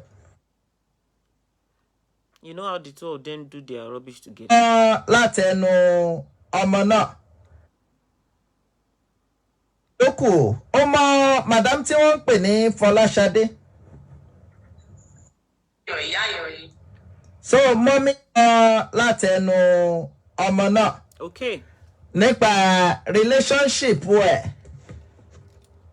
àti ìyàwó daddy. We want you to know that this guy in question, the one that is talking right now, is being paid Okay? I actually have a recording, confirmation of payment that he is being paid by LIZZY ANJORIN to be bullying and slandering Fola Tinubu. Not that alone, including myself. My picture was displayed on his platform, on Facebook live chat, a naked picture of myself.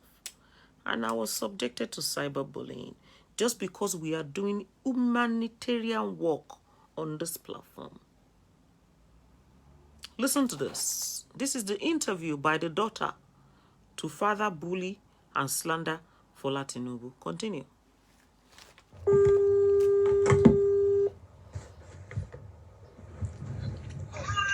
Hello?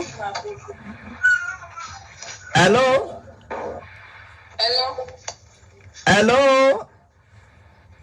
Hello, good evening. Good evening. Ṣé o gbọ́ Yorùbá ṣá? Bẹ́ẹ̀ni, mo gbọ́ Yorùbá. Ta ni mò ń bá sọ? To start with, that is an Olori Buruku question.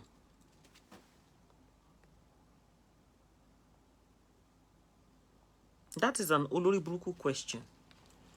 A child that was born in Nigeria, grew up in Nigeria. You are asking her a question of Shogbo Yorubasha. Somebody that you have spoken to before even coming online. You spoke to her before coming online. You had your interview with her before coming online. And you are still asking her, Shogbo Yoruba. Why are you being an hypocrite now? Come on. Stupidity. Àwọn ọmọ tó wà London gan wọ́n gbọ́ Yorùbá ká má wà tó sọ àwọn tó bí sí Nàìjíríà tó jẹ́ pé mọ́ínmọ́ín ni mọ́m sí wọ́n ń tà ó tún wá ń bí léèrè pé ṣó gbọ́ Yorùbá. I mean, it doesn't make sense to you. Rubbish nonsense. Continue. Ó ti jẹ́ kí n tẹ́ nǹkankan. Tẹnu ọmọ náà nípa relationship ẹ̀ àti ìyàwó dádì ẹ̀.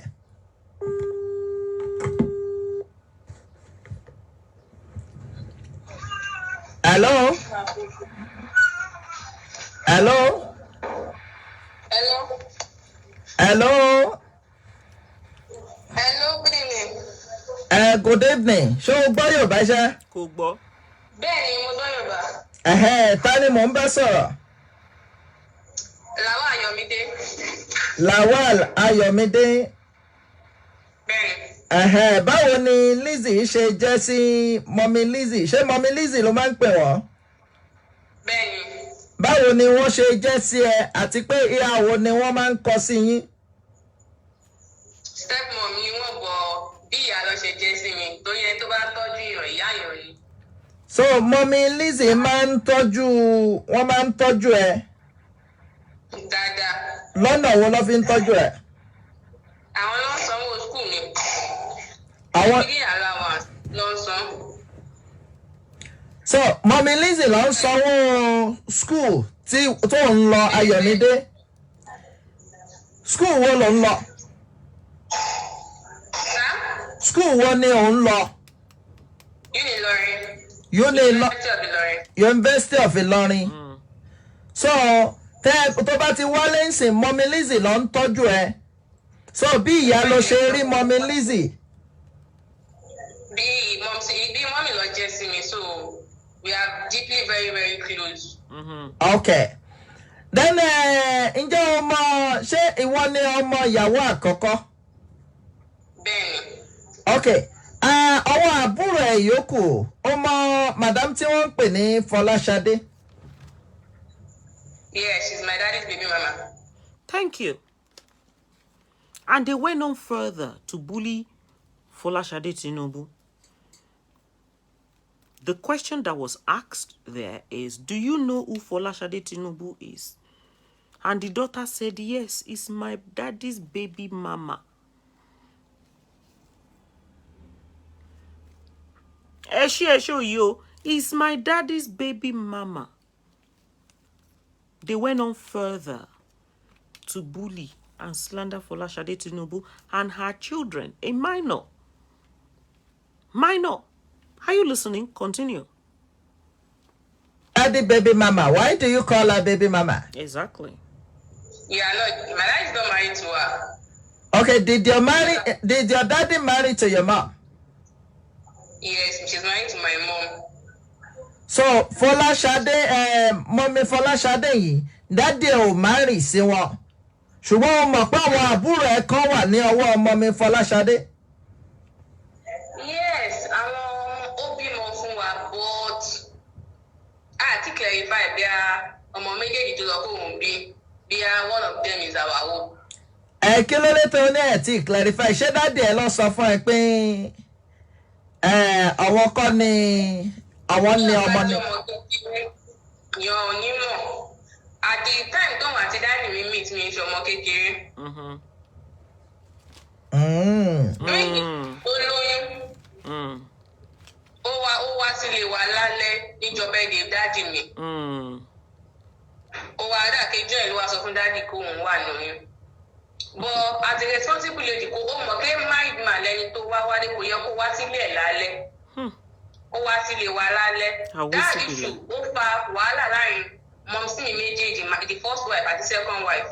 Ṣébì kan náà ni mọ̀mísí ẹ̀ méjèèjì ẹ̀ ṣébì kan náà ló ń gbé ni. Street wọn yàtọ̀ kò jìnnà síra wọn àdúgbò yẹn ò yàtọ̀ sí wọn just 15 naira bike. Court, I hope you are listening to. Court. Are you listening to this statement? You see why the matter is on here? Court lórí irọ́. Court to sọnù. Nonsense. Okay. Nígbà tí dáàdì ẹ̀ ń fẹ́ arábìnrin ṣé wọ́n sọ fún wọn pé ó ní èèyàn kan táwọn ń fẹ́. Ìgbà tí wọ́n fẹ́ Fọlá we found out nígbà tó bímọ tó bí second born ẹ̀ tó sọ pé ọmọ Latifa ìgbà tó bí yẹn la find out pé òun àti dáàdì ní relationship pọ̀. Okay, nígbà tí is there any time tí dáàdì máa ń sọ fún ẹ pé ó ní àwọn àbúrò níbì kan lọ́dọ̀ Fọlá o pé àbúrò méjì ló ní ń bẹ̀ àbí àbúrò kan. Yes. Ọmọ sọ fún wa wípé mo láàbúrò lọ́dọ̀ Fọlá wípé kí n yẹ máa kà wọ́n mọ́ àbúrò mi bọ́ ó lọ́mọ kan tí Fọlá gbé wá tí òun ṣe dáàdì mi ló bí fún. Ọmọ méjì àbí ẹyọ kan. Ẹyọ kan làwa mọ̀ tó gbé wá bọ́ ẹyọ kan kó lẹ́yìn kan náà síta tẹ́lẹ̀. Bọ̀ wọ́n sọ fún wa pé méjì ni ọmọ náà so pẹ̀lú méjì tí wọ́n ní ó bí fún dádì. Dádì yes. Okay. Ẹyọ kan làwa mọ̀ which is obìnrin. Okay, láti ìgbà tí wọ́n ti mọ arábìnrin tí wọ́n ń pè ní Fọlá yìí. Bẹ́ẹ̀ni. Ṣé ó ní ìgbà tí ìwọ náà ti lọ sí ibi tí wọ́n ń gbé? Bẹ́ẹ̀ni, ìjọ ta fẹ́ jó parí ìjà láàrin wọn àti àwọn ọmọ sí mi. Okay, kí ló ṣẹlẹ̀ tí wọ́n fi fẹ́ parí ìjà? Ó máa ń gbà tí wọn àti dáàdì mi meet. Ìgbà tó bímọ tó bí ọmọ tó bí fún dáàdì mi which lọmọ alákọ̀ọ́kọ́ tí ó sọ kóun bí fún dáàdì mi. Ó máa post nǹkan rádaràda online tó máa sọ pé ọmọ ju ọmọ lọ kinní kan tó máa fi bú mọ̀mísí mi tó máa tag dáàdì mi so that àwọn mọ̀mísí mi máa rí. Okay, nígbà yẹn má bínú nígbà yẹn mo fẹ́ understand pé nígbà yẹn náà ló ti máa ń post nǹkan online pé ọmọ jọmọ lọ pé ọmọ tí dádì ẹ bí fún tóun bí fún dádì ẹ ó ju ẹ̀yin yòókù lọ. Bẹ́ẹ̀ni. Okay, mo gbọ́. So issue yẹn máa ń fa wàhálà nílé láàrin àwọn mọ̀mísí mi méjèèjì àti dádì mi. So èmi lèmi wá mú advice wá fún dádì mi pé wọ́n ṣáà ní dádì kan tó máa ṣe prayer fún wa. Ṣé ń gbọ́rọ̀ lẹ́nu àwọn òpònú àti lẹ́nu ẹyẹ? Ṣé ń gbádùn ẹ̀? Mo máa sọ̀rọ̀ sí ni o torí mo fẹ́ kó sọ̀rọ̀ lọ because a máa need ẹ̀ náà ní kóòtù náà ní kóòtù lórí irọ́. How do you come out publicly? What if Fola had, somebody like myself? Do you know that she would have committed suicide? How many of you were staging shows for her? How many of you? 1, 2, 3, 4, 5, 6, 7. Almost about 10 of you.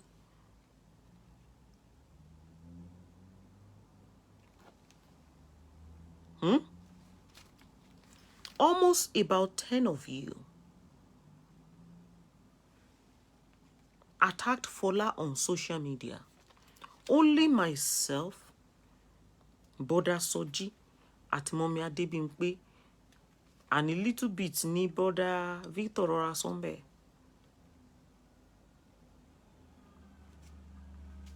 And then, a couple of, some people backed off slightly. Like Mommy Adebimpe, she had to drop it slightly after. You wanted to kill her. All we did on this platform was to rescue that lady from your bullying. And nothing, listen, nothing will stop us from saying the truth on this platform. The show, read my lips, the show will continue until I am fully done. She deserves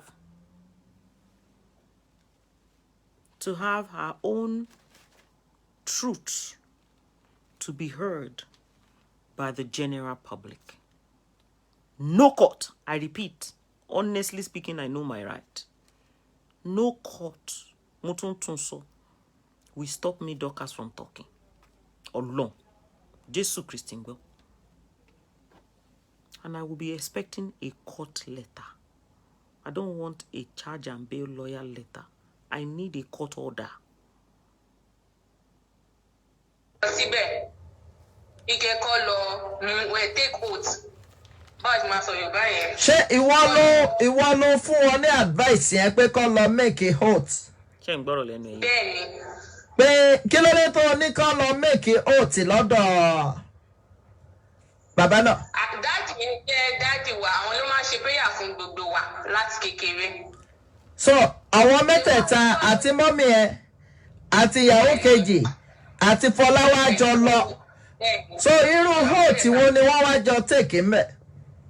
Wọ́n take oath wípé wọn ò ní bára wọn jà. Kò yẹ sẹ́nibọ́dì kó máa ṣe oògùn sí àwọn ọmọ.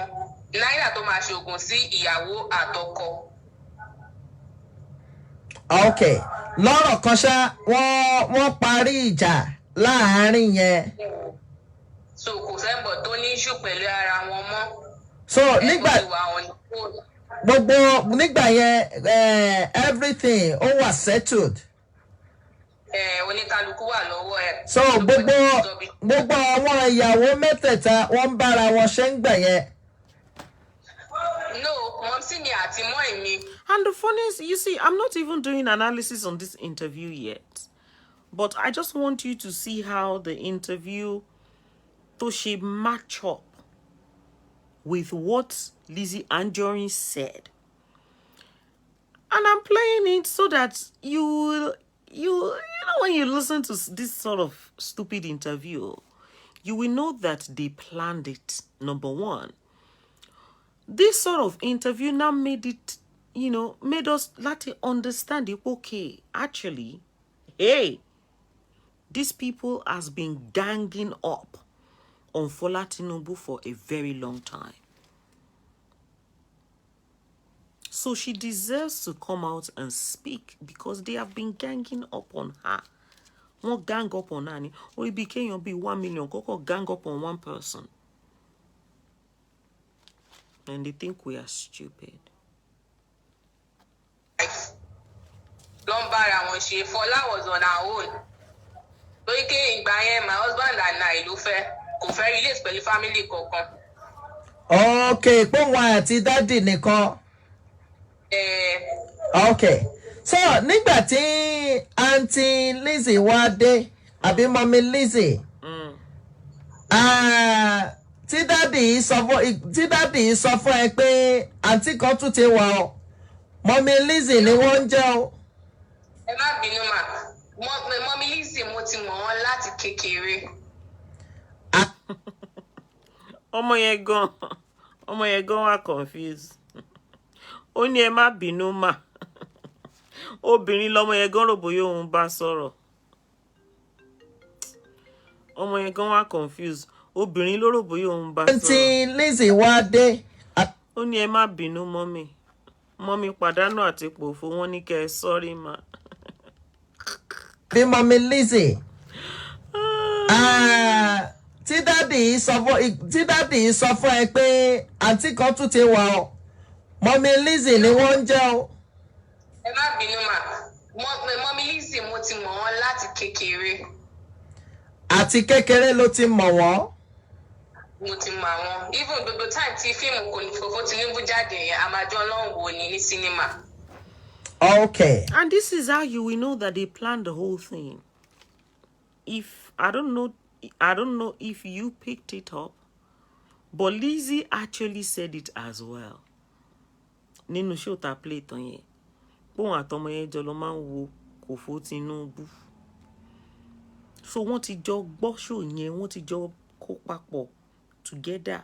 Nǹkan tá máa sọ ni ó jẹ́ kí títí tí wọ́n bá sọ jẹ́ kó match up pẹ̀lú nǹkan tèmi bá sọ, so that the story will look so nice and real. Cooked up story just because you want to bully one person.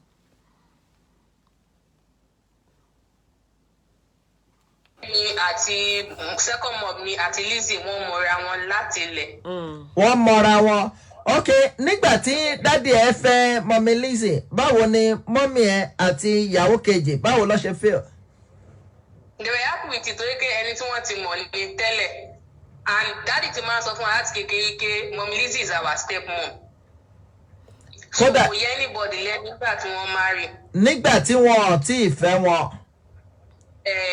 Daddy ti máa ń sọ fún wa láti kékeré pé mọ́mí, in fact, àti ìṣe analysis show yìí sẹ́ ọlọ. Mo ṣì ń bọ̀ lórí iṣẹ́ ọmọ yìí o. Honestly speaking, mo ṣì máa ṣe analysis lórí ẹ̀ tó máa gba ski. But mo fẹ́ ra máa yín nǹkan mi jẹ ní torọ́dún kan la fẹ́ fi ṣe show yìí kò yé yín. But àwọn point tí mò ń mú bí mo ṣe ń lọ, Daddy òun ti ń sọ fún un látìgbà táwọn ti wà ní kékeré pé Mọ́mí Lizzy kan mom sí àwọn ni. Ṣé ń pick point? Ẹ máa mú dání. Kẹ ẹ̀yin ti mọ̀ pé ìyàwó lára ìyàwó dádì ni.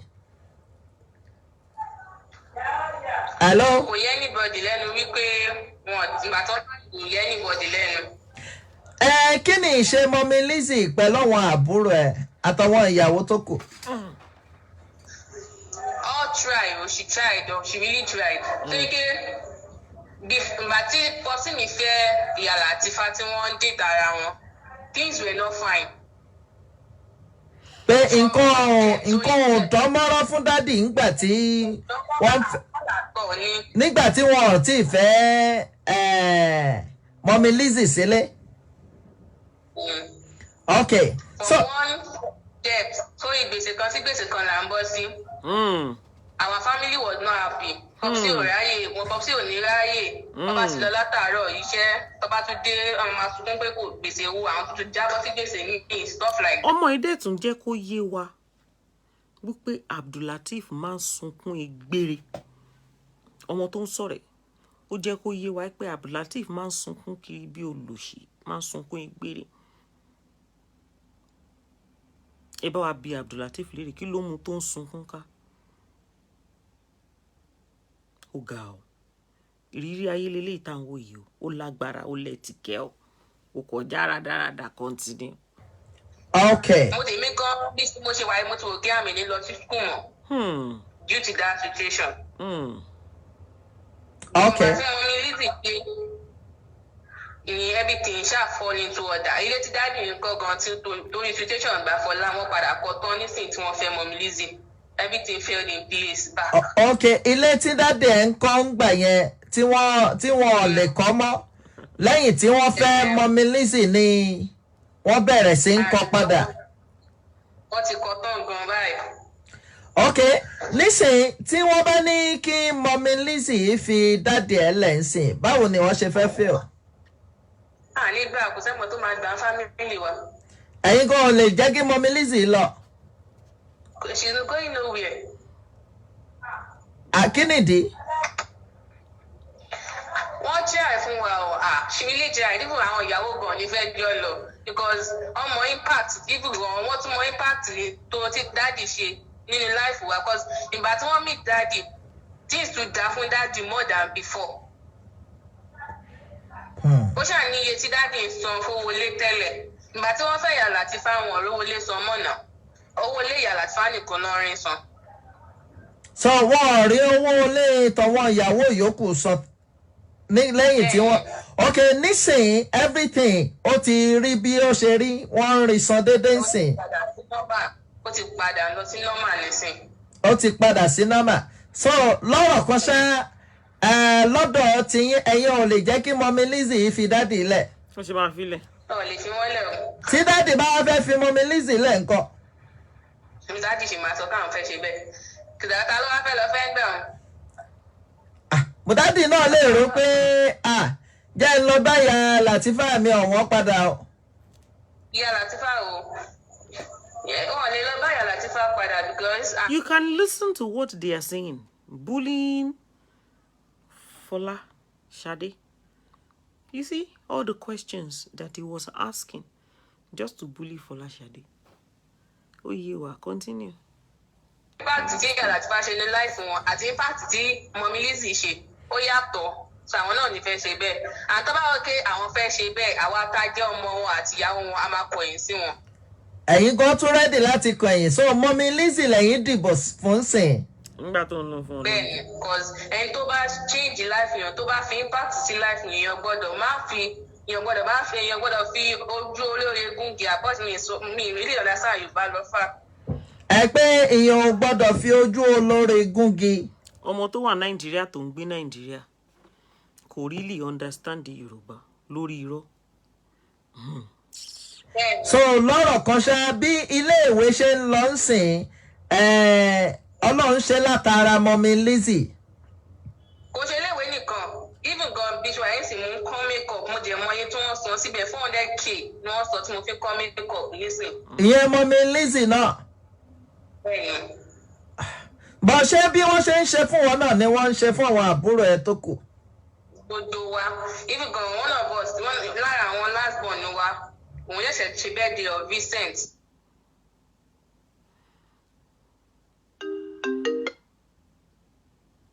ẹ sọjí bàbá ṣe fẹ́ sọ̀rọ̀ online. mi jẹ fẹ́ sọ̀rọ̀ mọ́ yìí mo kàn fẹ́ dúpẹ́ lọ́wọ́ ẹ ni. ok. mo sẹ́ndì vn kan sí ẹ̀sìn. ok. bá mi play ẹ̀ fáwọn èèyàn kan gbọ́. ok. bọ̀bọ̀ wèrè tó pèsè oríṣi omi jọ tó ní pé òun kọ́ṣẹ́ lọ́dọ̀ Lawal. tó ní pé olówó ni Lawal pé Lawal gan ló gbé Lawal ló gbé Lizzy dìde ọ̀rọ̀ yẹn ò tá lè pẹ̀lú nǹkan tó máa ń sọ náà pé bàbá àwọn ò lówó lọ́wọ́ nígbà tó lọ fẹ́ Lawal. àwọn òrùn jẹjẹ bá mi play ẹ̀ kan gbọ́. ok. God bless. ẹ ṣe. máa play yẹn sìn ẹ jẹ́ ká gbọ́ ilé ìtàn. ọ̀ṣẹ́ bí wọ́n ṣe ń ṣe fún wọn náà ni wọ́n ń ṣe fún àwọn àbúrò ẹ̀ tó kù. gbogbo wa even gan one of us lára àwọn last born wa òun ṣẹ̀ṣẹ̀ ṣe birthday of Vincent mo ṣàmọ̀ nǹkan tó wọ́n rà fún díẹ̀ mo bọ́ ṣe birthday party yẹn fún now and she was not around I was outside wọ́n ṣe birthday party fún. so lọ́rọ̀ kan ṣá bí mọ́mí Lizzy ń sìn bí mọ́mí náà ni wọ́n ṣe jẹ́ fún wọn náà ń sìn. mọ́mí ló jẹ́ sí gbogbo wa even gan nísìn as a respect ẹni tó bá ṣe ké ìyàwó tó ní respect bọ́n ṣe wáyé sí wọn pé mọ́mí mi lórúkọ big mọ́mí ló máa ń pe mọ́mí mi ìyàwó kejì gan big mọ́mí àná gbogbo wọn múra wọn bí ẹ̀gbọ́n àtàbúrò tí mọ́mí sì mi bá pe mọ́mí Lizzy àbúrò mi àwáyé wọ́n ṣe máa upload kò sí problem pẹ̀lú anybody. so gbogbo yìí tí mọ́mí Fọlá náà la máa pè wọ́n rí gbogbo yìí tí wọ́n ń sọ lórí mídíà pẹ̀lú dádì nígbà tí wọ́n gbọ́ báwo ló ṣe feel. ìgbà tí mo gbọ́ I felt like mo rí ké Fọlá ó fẹ́ ṣe bí pé òun smart. mo kọ̀ dàrú kọ̀ bí mi ké kò smart and mo wò pé. ìyàwó dádì ló ń larúkọ mọ́ lórí yẹn o. mi ń pè ní ìyàwó dádì tèmi èmi yìí as baby mama ni. Are you listening to that? Are you listening to this stupid statement? Òun ò rí as ìyàwó dádì òun rí as baby mama.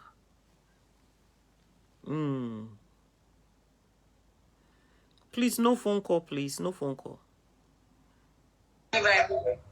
So bá fún tó bá jẹ́ tó respect rẹ̀ respect tí mo ń fún nígbà yẹn tí mo sì ń fún nísìn ìgbà tí issue ṣẹlẹ̀ ló fi jẹ́ your respect kò ní tẹ́kẹ́ tí ó bá fún rẹ̀ respect kò ní kí yàn fún respect. So gbogbo nǹkan tó wá ní dádì ṣe yẹn pé dádì òun wọn ń da owó sí àwọn so ṣé a máa ní irọ́ ni. mo fẹ́ jó fèsì mi gan tó bá yẹ kó lè sọ tù mí wípé pop sí o ìgbà tí dádì tèmi àtòmú ní tòun ọ̀tẹ́kì ọ̀hún mo fẹ́ jó báyẹ kó lè sọ fún mi màmá kò dán bọ́ ìṣìkáǹtì kọ́sì mi náà pé ó ṣe gbọ́ voice mi tí mo gbọ́ tí mo ń sọ̀rọ̀ ó cut fún ọmọ mi létí. She even called ọmọ burúkú yìí, she even called to abuse her father's baby mama as she called her. Ó ló cut phone mọ́ òun létí, which is the right thing to do. Ó yẹ kó pa phone mọ́ òun létí náà ni. So ọmọ ó ń trespass, ìyàwó tuntun ó ń trespass, ọkọ òun náà ń ṣorí burúkú. Ṣọ́rọ̀ làwọn ilé ìtàn sọ ẹ̀. Abẹ́rí gbogbo àwọn ìyàwó gbogbo wọn wá gang up lórí Fọlá nìkan. Who does that? Do they think we are stupid? Continue. Ṣebí ẹ máa ń sọ̀rọ̀ tẹ́lẹ̀. À ń sọ̀rọ̀ because. Bọ̀ kí ló dé tí wọ́n pè é kí ló dé tí wọ́n pè é ńgbà yẹn. Mo ti kọ́kọ́ pè é rí nígbà tí ọ̀rọ̀ wedding ṣẹlẹ̀ tí mọ̀mí Lizzy àti Popsi fẹ́ra wọn ó post ẹ̀ sórí social media ó gbé fọ́tò mi àtàwọn àbúrò mi online ó pè jọ ìwọ́kẹ́ ọ̀yà Fọlá mọ́tò ẹ̀yà Latifa sí ẹ bá fẹ́ post nǹkan mi sọ kẹ́ máa post it's your husband but ẹ máa post mi àtàwọn àbúrò mi. She just said it's your husband, no longer baby mama. Can you see how the child is contradicting herself as well? Kò sí kankan nu wọn tó gbádùn nu family wọn basically wọ́n sick ara wọn ò yá including Lizzy Anjorin. inú jọ yẹn ó para ó cut fún ọmọ mi létí láti gbà yẹn mi ò pé mọ́. Of course wọ́n so máa bí cut ṣe fún wá ọmọ rí Lizzy. post of recent tí mo rí tó ń sunkún tó lọ kí wọ́n take care ọ̀hún I'm like kọtí tèmi mọ̀ o dájú mi ò fọmọ ṣeré. Wọ́n ń fi ọmọ ṣeré bọ̀ àfi tí kò bá sí bọ̀ nígbà tí ò sí change lọ́wọ́ wọn. Kò má gbọmọ tó bí kò ń fi ṣeré because even gan nígbà tí kò sí change lọ́wọ́ wọn ṣe. Ṣé o gbọ́? Ó ní kó má jọmọ tó bí wọ́n fi ń ṣeré. O gbọ́n tí lè sọ ó ní because they already had a conversation on the phone, one-on-one conversation. We are still bringing that show, okay?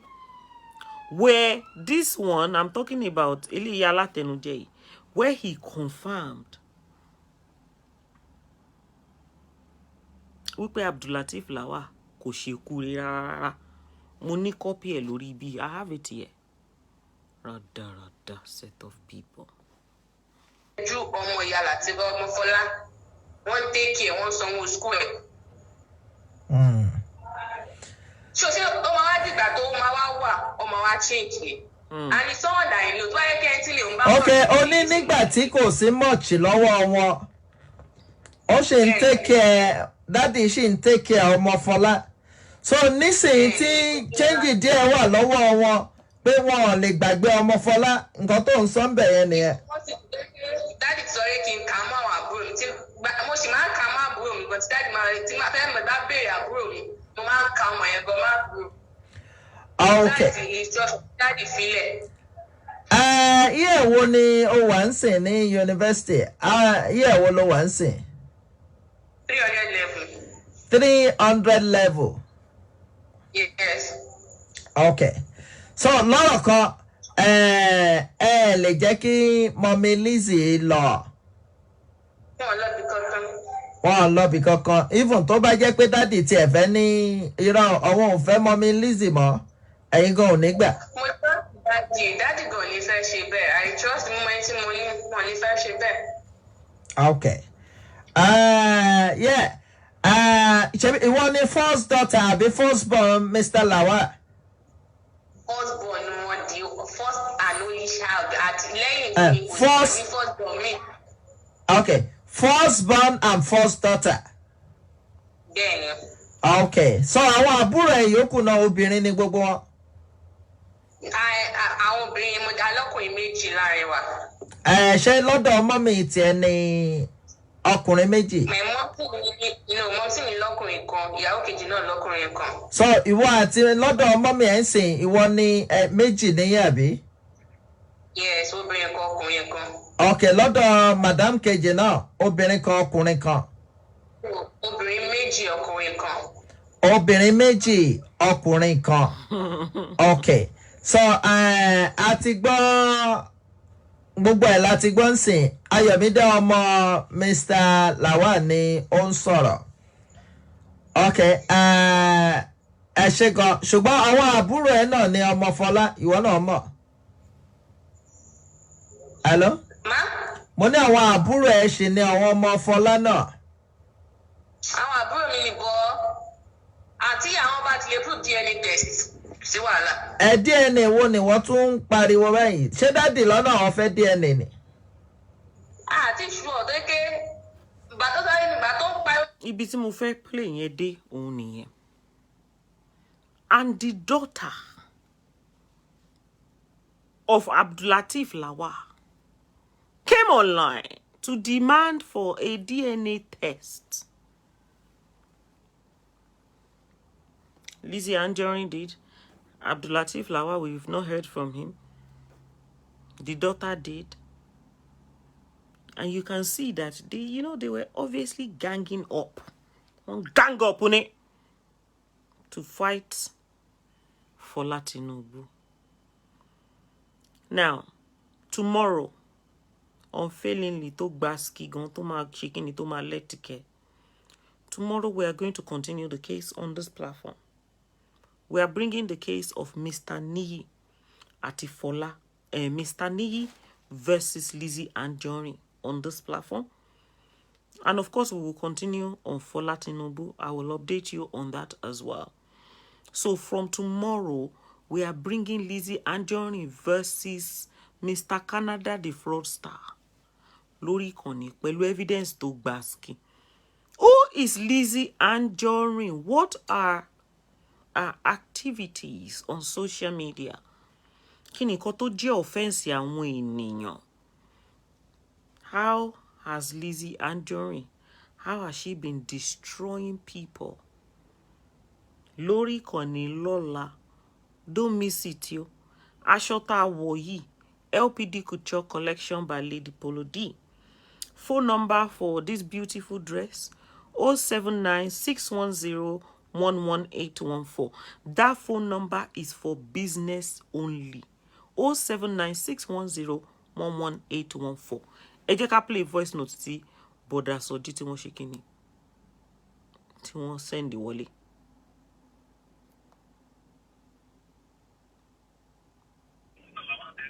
Bẹ́ẹ̀ni.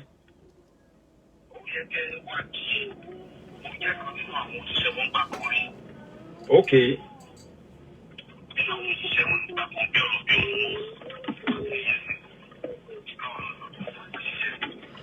Kò clear. Mo gbọ́ yín ẹlẹ́jẹ̀ kan náà àwọn òṣìṣẹ́ wọn.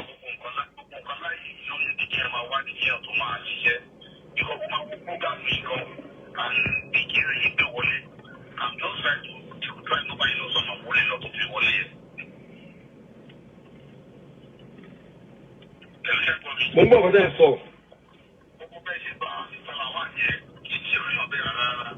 Ṣàbàjẹ́ nìyẹn ni. Ṣé à ń bàjẹ́ nìyẹn àbí? Voice yẹn ò clear. Voice yẹn ò clear. Hold on. Ká tó máa lọ.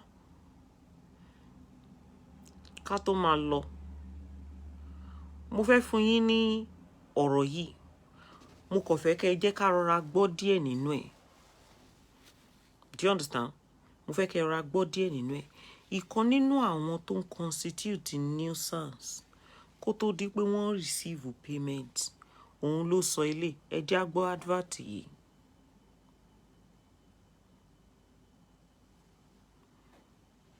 Bọ́tà tó bá tára bá níyín ẹ máa gbé bọ́sìtà ẹ̀yin olófo onírọ́ ọ̀bàyéjẹ́ ṣe bẹ́ẹ̀ wọ́n ṣe é kíní kan ẹgbẹ́ kan torí pé Tóyìn ti fọkàn náà níwọ̀n náà ṣe lọ sáré lọ ó wá rí báyìí bàbá bùkátà bàbá ó ń búrẹ́dì bàbá bùkátà ló lọ gbé dání àbó rí nǹkan ìwọ ni nọmba 5 náà tún tàbí nọmba 6 náà ló tún já sí àwa wí tó ní kóbìnrin ẹgbẹ́ ẹ lọ máa ṣe DNA NDA ni kò ń ṣe DNA NDA kí ló dé tí wò lọ ṣe DNA first daughter tiẹ̀ àbí kò béèrè bí tí DNA ti tiẹ̀ gan wà ìwọ jẹ́ gẹ́gẹ́ bí ó fẹ́ play visa lottery fún wọn ni àbó fẹ́ kọ́ àwọn ọmọ Canada ẹ jọ nítorí Ọlọ́run ẹ yé parọ́ orí burúkú ẹ yé ṣe kẹ́ yóò ṣe rádaràda ẹ bá dẹ̀ tó bá dẹ̀ tu gbogbo àṣírí tá à ń wí nísìn ẹsẹ̀ yín ò ní dúró lé ẹsẹ̀ yín máa mi ní o wọ́n bá dẹ̀ gbé gbogbo ẹ̀ bọ́ta báyìí ẹsẹ̀ yín á máa mi ní ẹ ti gbàgbé pé tí ọba lé ń kú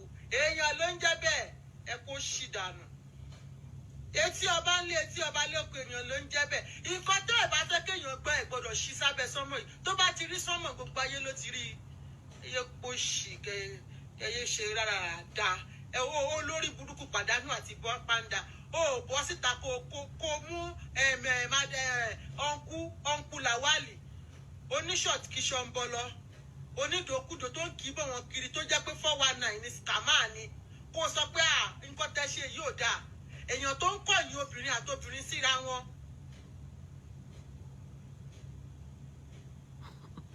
èèyàn tó ń ṣe kíni tó ń kọ̀yìn obìnrin àtobìnrin síra wọn tó máa lọ sọ́dọ̀ Fọlá tó máa ní kí Fọlá má wọrí òun lọ ṣiṣẹ́ ajé wa ni àwọn kọ́kọ́ òun lọ ṣiṣẹ́ ajé wa tóun náà ní fọkànbalẹ̀ pé ó fẹ́ tó dé owó dọ́là wọn ń gbé bọ̀ owó inú ọ̀rọ̀ owó inú ṣaka owó inú àpò wọn ń gbé bọ́ máa tó gbé wọlé tọ́kùn òní máa balẹ̀ ó dẹ̀ ń fi lọ́kàn balẹ̀ kó kò gbọdọ̀ dùn ẹ́ lómi kó bóun tọ́jú òbò òun a lọ sọ́dọ̀ Lizzy a lọ sọ fún Lizzy pé mọ́tà lóhùn o èmi kọ́ mo bímọ wẹ́ o bímọ tó ti lọ́mọ o ọmọ àlè ló ń kó kiri o ọ̀dájì gòlò oníṣekúṣe àwọn ọkọ̀ bá ń gẹ́jọ́ lédá àwítán ní ẹni kì í ṣe jígẹ́lẹ̀ ẹni ẹ̀wọ̀n ní wọ́ọ̀ṣì máṣíìnì àbí bọ́dọ̀ náà ní káwọ̀ọ̀ṣì 3 ṣùgbọ́n lè bá wọn járin lébùté ní kíná owó dí onírin wọn lọ járin àbí ẹ̀ máa gbọ́rọ̀ nọ́nsẹ̀nsì ẹ̀bẹ́ ni tó ń ṣe rádaràda wí wá bọ́ta olórí burúkú olòṣì ẹni táyé ò ta sánsán olórí burúkú olè oníjìbìtì dákun bá ń gbé kọmíṣọ̀n réènì mi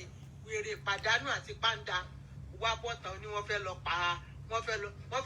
lọ parí kẹ́ ọ̀rọ̀ ibi ikú yìí ò tiẹ̀ ń bá yín lẹ́rù kó tiẹ̀ ń fìyín lẹ́nu láti sọ kí láàrínkẹ́ lọ ṣe ń sáwọn ẹ̀wẹ́ fífẹ́ lọ pa ẹ̀jẹ̀ bá ń bè lọ́ọ̀ pàdánù àti pàǹdà o bóyá ìyìn náà dẹ̀lẹ́ fẹ́ pa kábìyín ẹ bá ké gbàǹjarè o pàdánù àǹkó wọ́n fẹ́ parí kẹ́ o torí káṣí má bàa tú pàdánù àti pàǹdà àtàwọn èèyàn rẹ̀ wọ́n fẹ́ lọ parí kẹ́ ṣèbí olóhùn ti bímọ tẹ́lẹ̀ kí ló dé tó lè gbé first daughter ẹ̀ bọ́ta kò tó lè máa gbé fọ́tò àwọn obìnrin ẹgbẹ́ àbí ṣé Fọlá ló kọ́kọ́ gbé fọ́tò ẹ̀ bọ́ta ni nínú ọ̀rọ̀ tá a kọ́kọ́ gbọ́ nínú voice note yẹn ṣóòbù Lizzy ń bẹ̀ ni ṣóòbù Lizzy ń bẹ̀ ni ṣóòhun ni Mr. Lawali.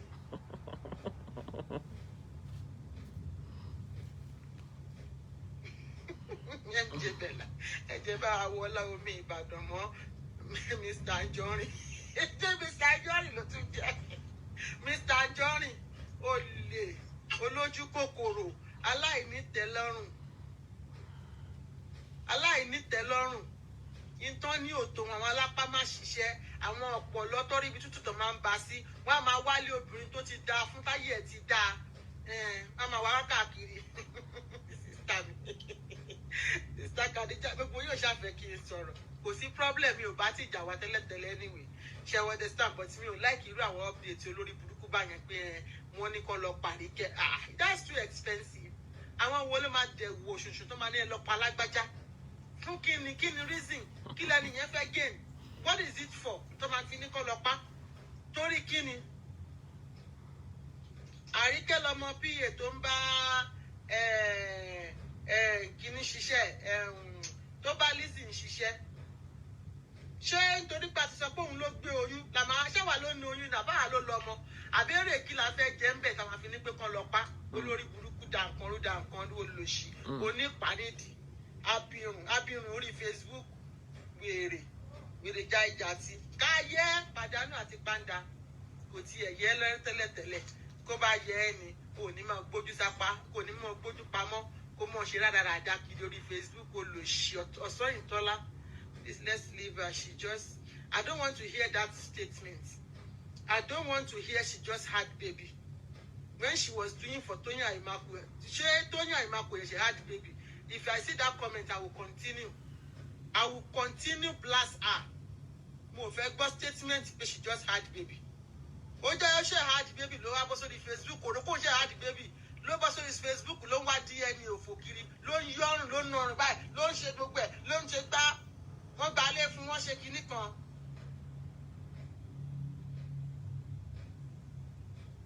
Ṣé o kò mọ̀ kó ń ṣe bímọ sílé? Ẹ̀yin tẹ́ ń sọ ẹ máa kọ́ lórí kọ́ ẹ máa kọ́ lọ́dà rẹ lórí kinní àwọn èèyàn. Ṣé ló sọ fún pé ìwọ tó yẹ ṣẹ̀ bímọ? Ìwọ tó yẹ ṣẹ̀ bímọ ṣé yẹ kó máa ṣe gbogbo eléyìí? Ṣé yẹ kó máa ṣe gbogbo eléyìí? Ṣé lọ sọ bẹ́ẹ̀ fún gbà yẹn pé Lizzy ó máa ẹ̀ṣẹ̀ gbọ́mọ dání nì? Ṣé yẹ kó máa ṣe lè kó máa pariwo kiri kó máa grant interview wèrè kiri ayé?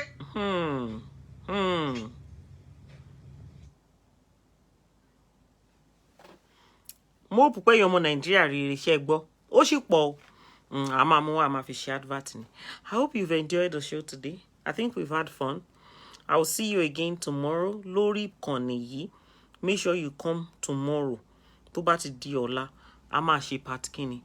A máa ṣe part 16 tó gba ski. Hopefully I'll be able to do the credit thing tomorrow.